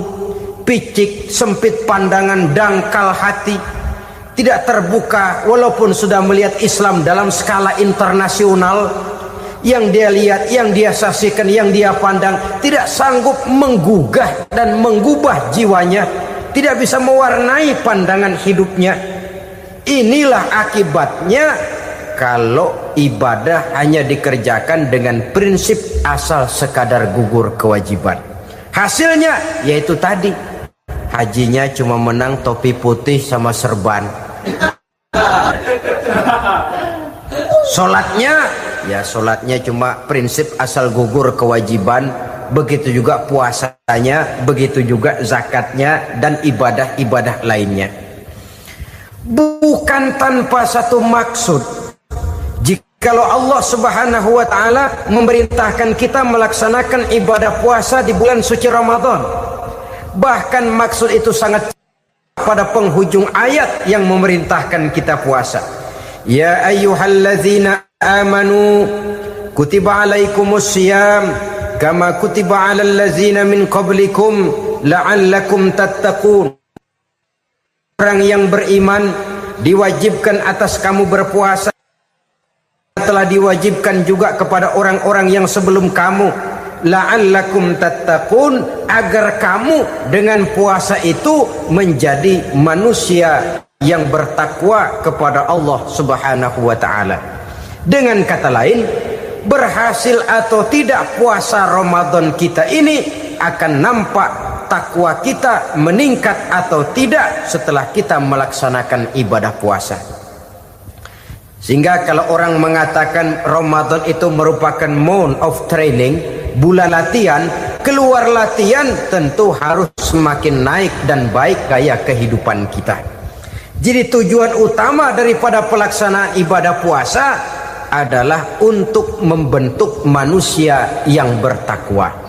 Nah, takwa itu kata Imam Qusairi hurufnya ada 4. Ta, qaf, wawu, ya. Masing-masing huruf ini simbol dari pribadi orang yang bertakwa, bina dan dibentuk oleh pelaksanaan puasanya. Mari kita lihat. Huruf ta adalah lambang dari sifat tawadhu, rendah hati. Orang yang bertakwa, orang yang tidak mempunyai sifat sombong. Puasa menanamkan kita kesadaran terhadap kelemahan, terhadap keterbatasan, terhadap segala ketidakmampuan yang kita miliki. Ya Allah, baru sehari nggak kena makan, nggak kena minum, sudah begini lemesnya. Puasa memang kalau pagi orang masih sehat, masih terdorong oleh sahur, siang masih lumayan, tapi zuhur ke atas biasanya mulai sikap lemah manusiawi, keterbatasan kekuatan biologis itu mulai nampak. Dari sini tanam satu kesadaran, kalau begitu apa yang mau disembuhkan di hadapan Allah? Kaya, siapa sih orang paling kaya? Ilmu, siapa sih orang paling pintar? Pangkat, siapa sih orang paling tinggi jabatannya? Dari sifat semacam ini lahir introspeksi, rasa mawas diri, timbul sifat tawaduknya, rendah hatinya, tidak melonjak menjadi angkuh dan sombong lantaran sedikit kemampuan dan kekuatan yang dimilikinya. Lalu untuk sikap yang lebih jauh, terwujudlah, terbentuklah apa yang dinamakan stabilitas temperatur batin. Orang tetap konstan menjaga nilai-nilai idealisme yang pernah dimilikinya. Dia mulai dengan adil, dia berjalan tetap dengan keadilan, dan dia berakhir juga tetap dalam keadilan. Jangan mulainya adil, tengahnya setengah adil, di akhirnya malah zolim sama sekali. Ini tidak punya stabilitas temperatur batin. Kan banyak orang begitu toh. Mulanya benar, belakangan mau benar sendiri. Mulanya sudah rela berkorban buat kepentingan orang banyak, belakangan malah selalu mengorbankan kepentingan orang banyak. Waktu di bawah rajin baca ayat kursi, dapat kursi lupa ayat. Stabilitas temperatur batin, tertipu oleh perasaan seolah-olah situasi dan kondisi sudah serba memungkinkan, sudah serba menguntungkan. Orang yang dibentuk pribadinya oleh pelaksanaan ibadah puasa, dia sadar apapun keberhasilannya, apapun kedudukannya, apapun nilai kekayaannya, itu cuma sebagian kecil sekali dari apa yang ada pada zat Allah Subhanahu wa ta'ala. Hati tidak takabur, sesuai dengan namanya takabur dari kalimat takabbaro ya takabbaru, membesar-besarkan diri. Orang yang suka membesar-besarkan diri, orang yang tidak yakin bahwa dirinya orang besar, lalu dibesar-besarkan dirinya. Sebenarnya itu sudah satu sikap di mana dia tidak percaya kepada diri sendiri. Dirinya sebenarnya bukan apa-apa, cuma ingin dianggap besar, lalu dibesar-besarkan. Takabbur namanya. Puasa sekali lagi melatih kita menanamkan kesadaran akan kelemahan dan keterbatasan kita sebagai makhluk. Itu sikap tawadu. Fir'aun, saudara tahu Fir'aun, lama-lama dia jadi raja, lupa diri dan lupa daratan, melonjak menjadi angkuh dan sombong sampai kepada puncak kekurang ajarannya, memproklamirkan dirinya menjadi Tuhan. Hitler juga begitu. Pendeknya orang manakala tidak ada kesadaran tentang dari mana segalanya berasal dan kemana segalanya akan kembali, dia mudah out of control. Kalau sudah out of control, maka dia akan melakukan perbuatan yang melampaui batas. Itu yang pertama. Jadi orang takwa, orang yang rendah hati, salah satu tujuan daripada pelaksanaan ibadah puasa menanamkan sikap rendah hati. Dari sikap rendah hati ini yang timbul lalu apa? Kepekaan sosial. Kalau saya puasa, saya sudah merasakan bagaimana tidak enaknya lapar. Saya sudah merasakan bagaimana tidak enaknya haus. Tapi bagaimanapun, saya lapar cuma sebentar, saya haus cuma sebentar. Selesai maghrib, lapar saya hilang, haus saya hilang. Bagaimana yatim piatu, orang-orang tua jompo yang perlu santunan, orang-orang miskin yang terkapar di kolong-kolong jembatan, yang tiap hari merasakan perasaan seperti ini tanpa tahu kapan hidup dan nasibnya akan berubah. Tidur beratapkan langit, berselimut koran. Kalau demikian, saya ini beruntung. Kalau demikian, apa yang bisa saya lakukan untuk mereka? Kepekaan sosial ini lalu timbul dalam apa yang orang sekarang namakan solidaritas, kesetiakawanan sosial. Hidup tidak hanya untuk kepentingan diri dan perutnya sendiri saja, tapi mau menolong, mau membantu orang yang memang memerlukan bantuan dan pertolongan itu sendiri. Jangan setelah tahu lapar tidak enak, haus tidak enak, tapi kita tidak mau tenggang rasa, tidak mau timbang rasa. Begini loh tidak enaknya lapar, begini loh tidak enaknya haus. Ini terjadi pada diri saya. Saya masih mampu, masih berbuka puasa. Bagaimana yang tiap hari merasakan seperti ini? Tidak Ramadan, tidak Syawal, tidak Zulqa'dah, tidak Zulhijjah, selalu kelaparan dan kehausan. Dari sana timbul kepekaan sosial. Lalu lahirlah sikap pemurah, dermawan, mau menoleh ke kiri dan ke kanan. Bahkan Al-Quran itu sampai mengancam betul. Ara'aita allazi yukadzibu bid-din fadzalika allazi yad'ul yatim wa la mendustakan agama. Islam mendustakan Islam. Salat dia tapi mendustakan salat. Puasa dia tapi mendustakan puasa. Siapa mereka itu? Fadzalika allazi yad'ul yatim.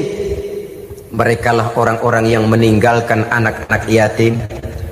Wa la yahuddu ala ta'amil miskin, dan tidak pernah memberi pertolongan, tidak memerintahkan memberi makan kepada fakir miskin, walaupun dia berada pada posisi dan kondisi yang memang dia mampu.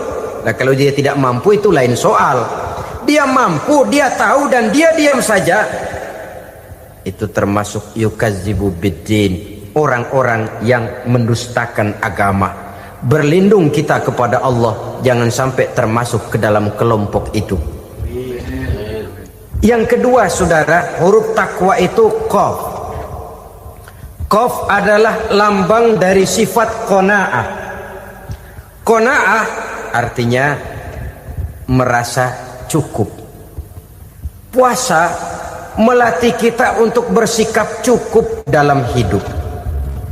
Kalau kita perturutkan menjelang saat berbuka, menunggu waktu berbuka, istilah orang di Jawa Barat ngabuburit katanya, kita menunggu saat berbuka, segalanya saja ingin kita beli, segalanya saja ingin kita minum, semuanya saja ingin kita makan, sebab nafsu sudah begitu berupa, perut sudah sedemikian lapar, kerongkong sudah sedemikian haus, rasanya semuanya saja ingin kita telan.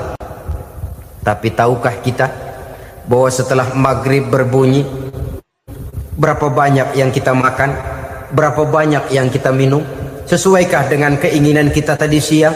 Tadi siang semuanya ingin kita makan, tadi siang semuanya ingin kita minum. Setelah berbuka, berapa banyak yang kita makan, berapa banyak yang kita minum? Itulah kehidupan. Segalanya ingin kita kuasai, segalanya ingin kita punyai, tapi berapa sih yang benar-benar kita perlukan? Maka orang kaya adalah orang yang hidupnya cukup. Orang miskin hakikat yang selalu merasa kurang. Bagaimanapun besar rumah, banyak uang kita, berpuluh kendaraan kita, kalau hidup selalu merasa kurang, itu artinya kita masih miskin. Maka jikalau ingin menjadi orang kaya, kuncinya hakikatnya cuma satu, hati kita merasa cukup dengan yang diberikan Allah, bersyukur atas segala nikmatnya, dan dengan syukur itu, nikmat itu akan ditambah oleh Allah Subhanahu wa ta'ala. Puasa menimbulkan sifat qanaah, dan qanaah adalah watak daripada orang-orang yang bertakwa kepada Allah Subhanahu wa ta'ala. Persis seperti orang minum air laut, makin diminum makin haus, makin diminum makin kering tenggorokan.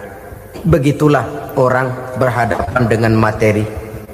Tadinya dia akan senang kalau dia merasa punya tanah ratusan hektar. Sudah ratusan hektar tidak cukup, ngelamun lagi, alangkah nikmatnya kalau bisa beli gunung.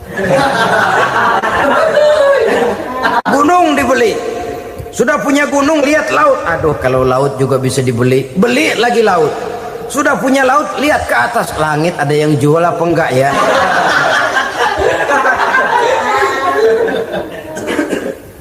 Seperti orang berhadapan dengan air laut yang makin diminum makin membuat kita haus dan makin kering tenggorokan ini.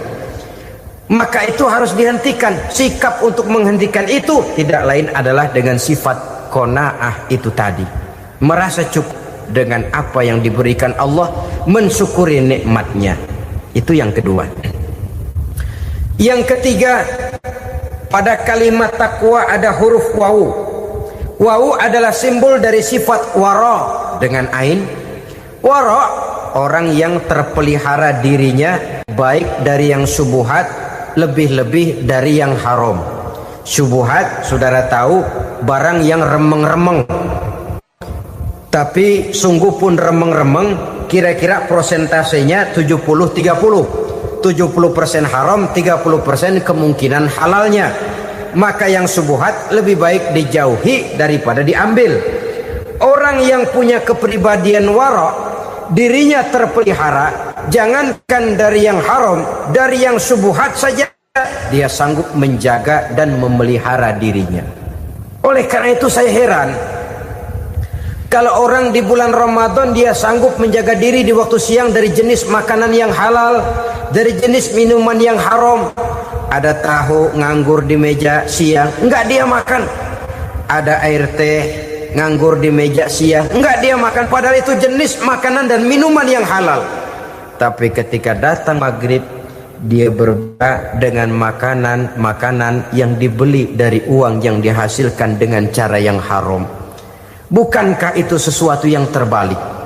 Bukankah dengan demikian sudah tidak lagi menimbulkan sikap yang bisa memelihara dan menjaga kepribadian diri?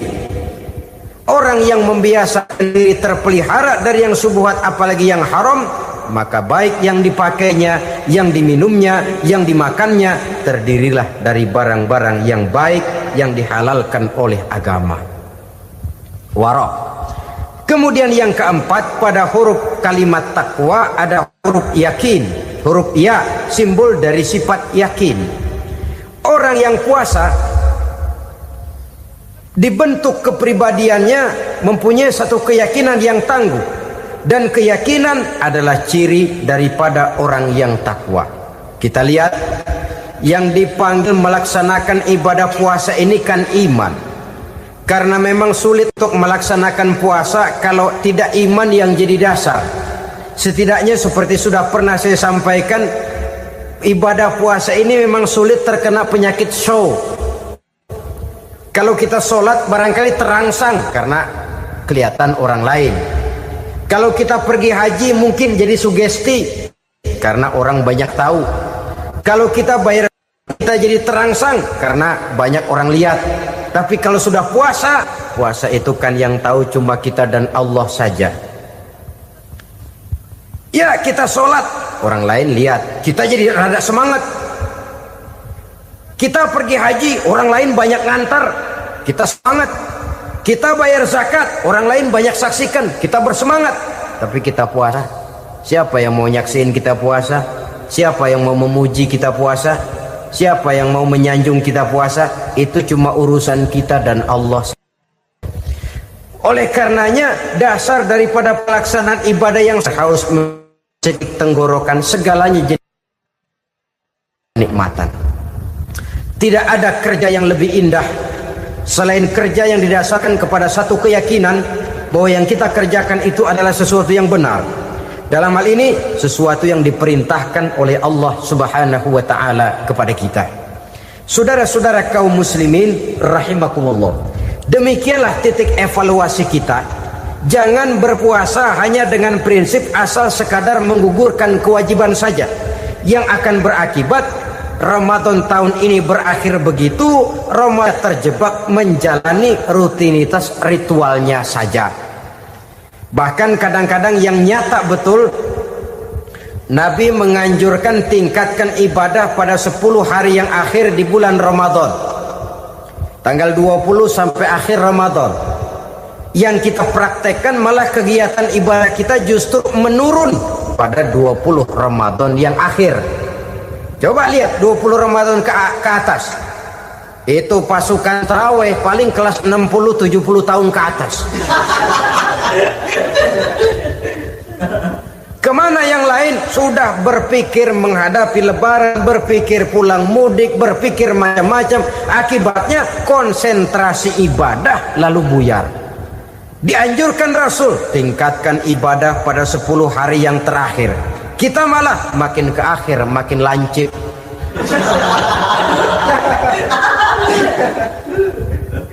Saudara-saudara kaum muslimin rahimakumullah, kita terjebak oleh sesuatu yang sementara, oleh sesuatu yang bersifat kulit, lalu meninggalkan isinya.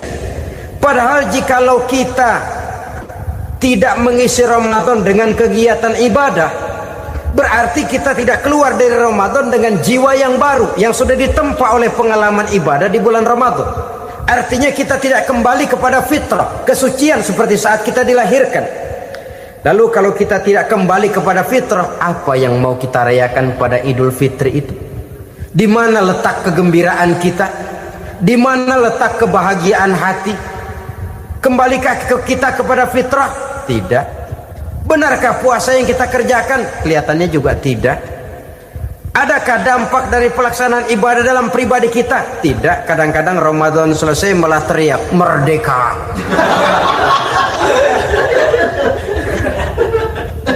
Kalau tadinya Ramadan dia merasa terhalang, mau keluar siang, mau makan siang, bulan puasa, mau minum siang, bulan puasa, mau gandengan, bulan puasa. Ramadan selesai, kibarin bendera, teriak merdeka. Lalu kembali merajalela. Saudara-saudara, dampaknya tidak akan kelihatan. Padahal puasa yang baik la'allakum tattaqun membentuk manusia yang bertakwa kepada Allah Azza wa Jalla. Nah, sekarang apa kemudahan dan keistimewaan yang akan diberikan Allah kepada mereka yang sampai kepada tingkat takwa ini? Al-Quran menjelaskan, pertama, may yattaqillaha yaj'al lahu makhraja. Barang siapa yang bertakwa kepada Allah Subhanahu wa taala, maka dia akan diberikan makhraja. Makhraja itu jalan keluar dari segala macam kesulitan. Jalan keluarnya ada saja. Menurut ukuran kemampuan dia tidak mungkin, mustahil, tidak bisa, mana mungkin. Tapi pada waktunya ada saja jalan keluarnya. Termasuk jenis yang yaj'al lahu makhraja. Orang yang bertakwa kepada Allah selalu diberikan jalan keluar dari segala kesulitan yang dihadapinya. Siapa sih orangnya yang tidak pernah sulit dalam hidup ini? Siapa orang yang tidak pernah mengalami kesulitan? Tapi kadang orang menilai, itu kelihatannya hidupnya enak aja ya, kayaknya nggak pernah mengalami kesulitan. Sebenarnya bukan tidak pernah mengalami kesulitan, Allah selalu memberikan jalan keluar dari segala kesulitan yang dihadapinya. Lah kalau Allah yang memberikan jalan keluar, tentu sangat mudah sekali. Orang yang bertakwa diberikan jalan keluar dari segala macam kesulitan. Satu. Yang kedua, wa yarzuqhu min haitsu la yahtasib. Dia akan diberikan rezeki oleh Allah dengan jalan yang tidak disangka-sangka.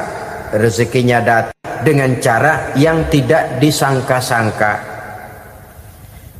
Gajinya mungkin kecil, tapi penghasilannya gede. Kan itu yang penting.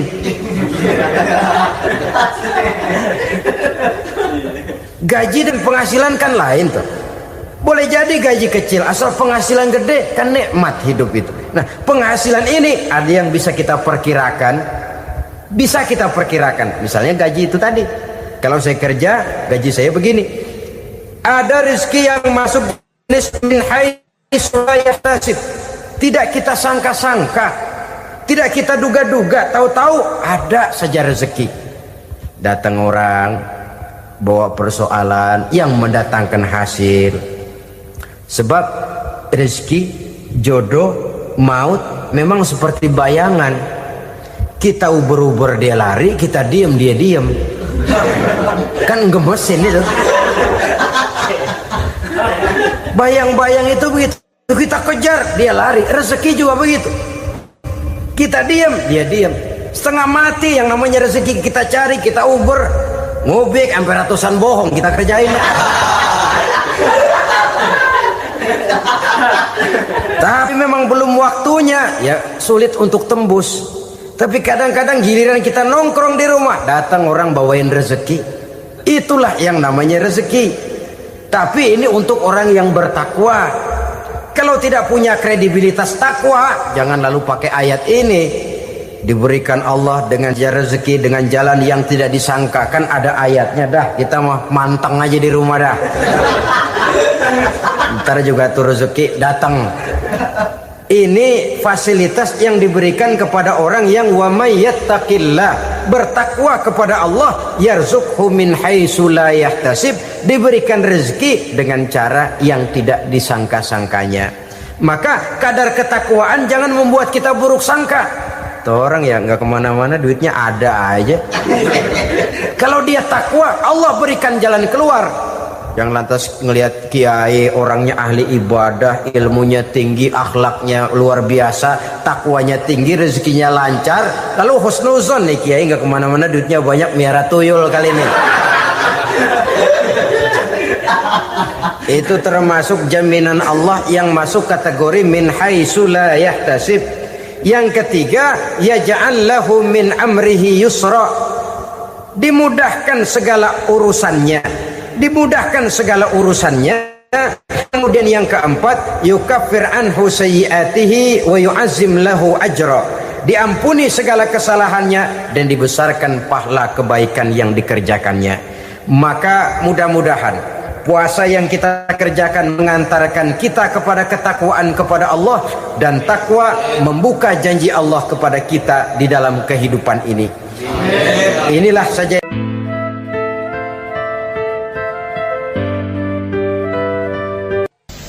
Bapak-bapak, ibu-ibu, saudara-saudara kaum muslimin rahimakumullah. Murai di dahan dan koko ayam di kandang, dunia ini penuh dengan berbagai macam kesibukan. Sejak dari petani yang turun ke ladang, pedagang yang berangkat ke pasar, pelajar yang menuju sekolah, sampai kepada pegawai yang berangkat ke kantor, seluruhnya tidak lain untuk mencari sesuatu yang bernama bahagia. Setiap orang menginginkan kebahagiaan, dan tidak seorang pun menginginkan kesengsaraan dalam kehidupan ini. Namun nyatanya tidak setiap orang yang ingin bahagia mengetahui jalan yang harus ditempuhnya untuk sampai kepada kebahagiaan itu. Maka pada kesempatan pertemuan kali ini, saya ingin menyampaikan sebuah hadis dari junjungan kita baginda Nabi besar Muhammad sallallahu alaihi wasallam yang termuat dalam kitab Mukhtarul Ahadis An-Nabawiyah, di mana beliau bersabda, arba'un min sa'adatil mar'i. Ada 4 perkara yang merupakan tanda dari orang bahagia. Saya mau tanya, di antara saudara-saudara yang hadir di sini, apa ada yang kepengen jadi orang sengsara? Seluruhnya tentu ingin mendapatkan kebahagiaan. Maka menurut resep dari Nabi kita, tanda orang bahagia itu 4. Jadi kalau saudara ingin bahagia, harus mempunyai 4 perkara ini. Yang pertama, orang bahagia itu kata Nabi, darun wasi'un. Punya rumah biar bagus asal gede. Enak ngaturnya, daripada sudah punya rumah kecil adanya di pinggir kali, gubuk, kalau hujan bocor, miring lagi, kiamat. Loh, kalau gitu Islam materialis dong. Hadis ini boleh diartikan dengan makna hakiki, arti yang sebenarnya, boleh diartikan dengan makna majazi, arti kiasan. Kalau dia diartikan dengan arti kias, maka yang dimaksud darun wasi'un ay qalbun wasi'un. Rumah yang luas tidak lain daripada hati yang lapang. Karena di situ kunci kebahagiaan yang sebenarnya. Walaupun kita cuma tinggal di petak berukuran 2 kali 3 meter, kalau hati kita luas rasanya rumah itu. Tapi biar rumah kita halamannya saja puluhan ribu hektar, ada kolam renangnya, kamar tidurnya tidak lagi terhitung. Kalau hati yang menempati rumah itu sempit, maka akan terasa sempit jugalah rumah itu. Tempat bergantungnya tidak lain adalah hati. Marilah kita mencoba melihat berbagai pandangan orang tentang bahagia ini. Ada orang menyangka bahwa bahagia itu kalau dia mendapatkan harta yang sebanyak-banyaknya. Siapa yang banyak harta, dialah raja. Apa yang dia mau, seluruhnya bisa dibeli. Keamanannya, dia bisa menyewa petugas. Seluruh fasilitas untuk menyenangkan kehidupannya bisa dibeli. Pendeknya, hartalah segala-galanya dalam kehidupan. Sampai ada pepatah mengatakan, innad darahima fil amakini kulliha taksur rijala mahabatan wa jalala. Sesungguhnya harta, dinar, dirham, uang di mana-mana selalu bikin hebat orang yang memilikinya. Coba lihat, orang yang punya duit sama yang enggak punya duit, jangan gaya hidupnya, gaya jalannya aja lain. Wahia lisanun liman arada fasahatan, wahia silahun liman arada qitala. Uang adalah senjata yang paling ampuh bagi orang yang mau pergi perang, dan lidah yang paling fasih bagi orang yang mau bicara. Kalau bicara dengan lidah macet, cobalah bicara dengan harta, lancar. Sampai ada pepatah demikian, segalanya bisa diatur dengan harta. Maka di kalangan orang yang berpandangan semacam itu, seluruh kegiatan hidupnya hanya terfokus kepada bagaimana mengumpulkan harta yang sebanyak-banyaknya. Tidak peduli halal haram, tidak kenal sore pagi siang dan malam, tidak sempat sujud, jauh dari agama, jauh dari kehidupan yang bersifat ruhaniyah, jauh dari Allah dan sebagainya. Sampai dalam Al-Quran dikelompokkan dalam kelompok yang dinamakan lumazah. Allazi jama'a malahu wa'addadah yahsabu anna malahu akhladah. Mereka mengumpul-ngumpulkan harta sebanyak-banyaknya dan menyangka bahwa harta yang banyak itu dapat mengekalkan hidupnya, mengekalkan kekayaannya, mengekalkan kebahagiaannya. Saudara hadirin yang berbahagia, kalau pandangan hidup ini benar, artinya kalau harta memang merupakan satu-satunya hal yang dapat membuat orang bahagia, tentu di rumah mewah tidak akan pernah ada tangis derita. Tentu di satu tempat di mana fasilitas hidup serba menunjang tidak ada yang namanya penderitaan. Tapi suka dan duka, sedih dan gembira, senyum dan tawa adalah milik setiap orang, baik dia punya harta maupun dia tidak punya harta. Nyatalah bahwa harta semata-mata bukan merupakan jaminan bahwa orang akan bahagia, walaupun tanpa harta orang sulit untuk bahagia. Saya mau cerita, ada orang super kaya, namanya Aristotle Onesimus, raja tanker Yunani. Dia punya kapal tanker saja konon sampai 11 banyaknya. Punya perusahaan penerbangan yang disebut Olympic Airlines. Punya hotel di berbagai kota besar di dunia ini, sejak dari New York, London, Paris, Rome dan sebagainya. Bahkan punya pulau yang dia namakan Pulau Scorpio. Ini kan namanya sudah kaya nggak tanggung-tanggung, punya pulau. Nah, dia punya 2 orang anak, yang satu laki-laki namanya Alexander, yang satu perempuan namanya Maria Onesimus. Seluruh harapannya tertumpah kepada anak lakinya Alexander ini, yang akan meneruskan usahanya, meneruskan kekayaannya, meneruskan dinastinya. Apa yang terjadi? Ternyata anak yang dia harapkan yang bernama Alexander ini mati muda dalam kecelakaan pada waktu dia olahraga. Apa olahraganya? Namanya olahraga anak orang kaya, golongan jet set. Olahraganya olahraga pesawat terbang. Jatuh, ya nggak kapungut, habis mati. Tinggal satu anak perempuannya, Maria Onesimus. Tapi anak perempuan ini juga malah urakan. Terakhir dia pacaran, bahkan kemudian kawin sama orang Rusia. Rupanya Aristotle Onesimus ini broken. Kekayaannya yang berlimpah ruah, perusahaannya yang begitu banyak, siapa yang akan meneruskan? Siapa yang akan menggantikan? Sampai kemudian dia mengurung diri di Pulau Scorpio dan mati di sana secara mengenaskan. Seorang multi jutawan, seorang yang super kaya, mati menyendiri di pulau sepi. Ibarat kata pepatah, anak ayam mati di lumbung. Bukan kekurangan makanan, keurugan makanan. Begitu kehidupan Aristotle Onesimus.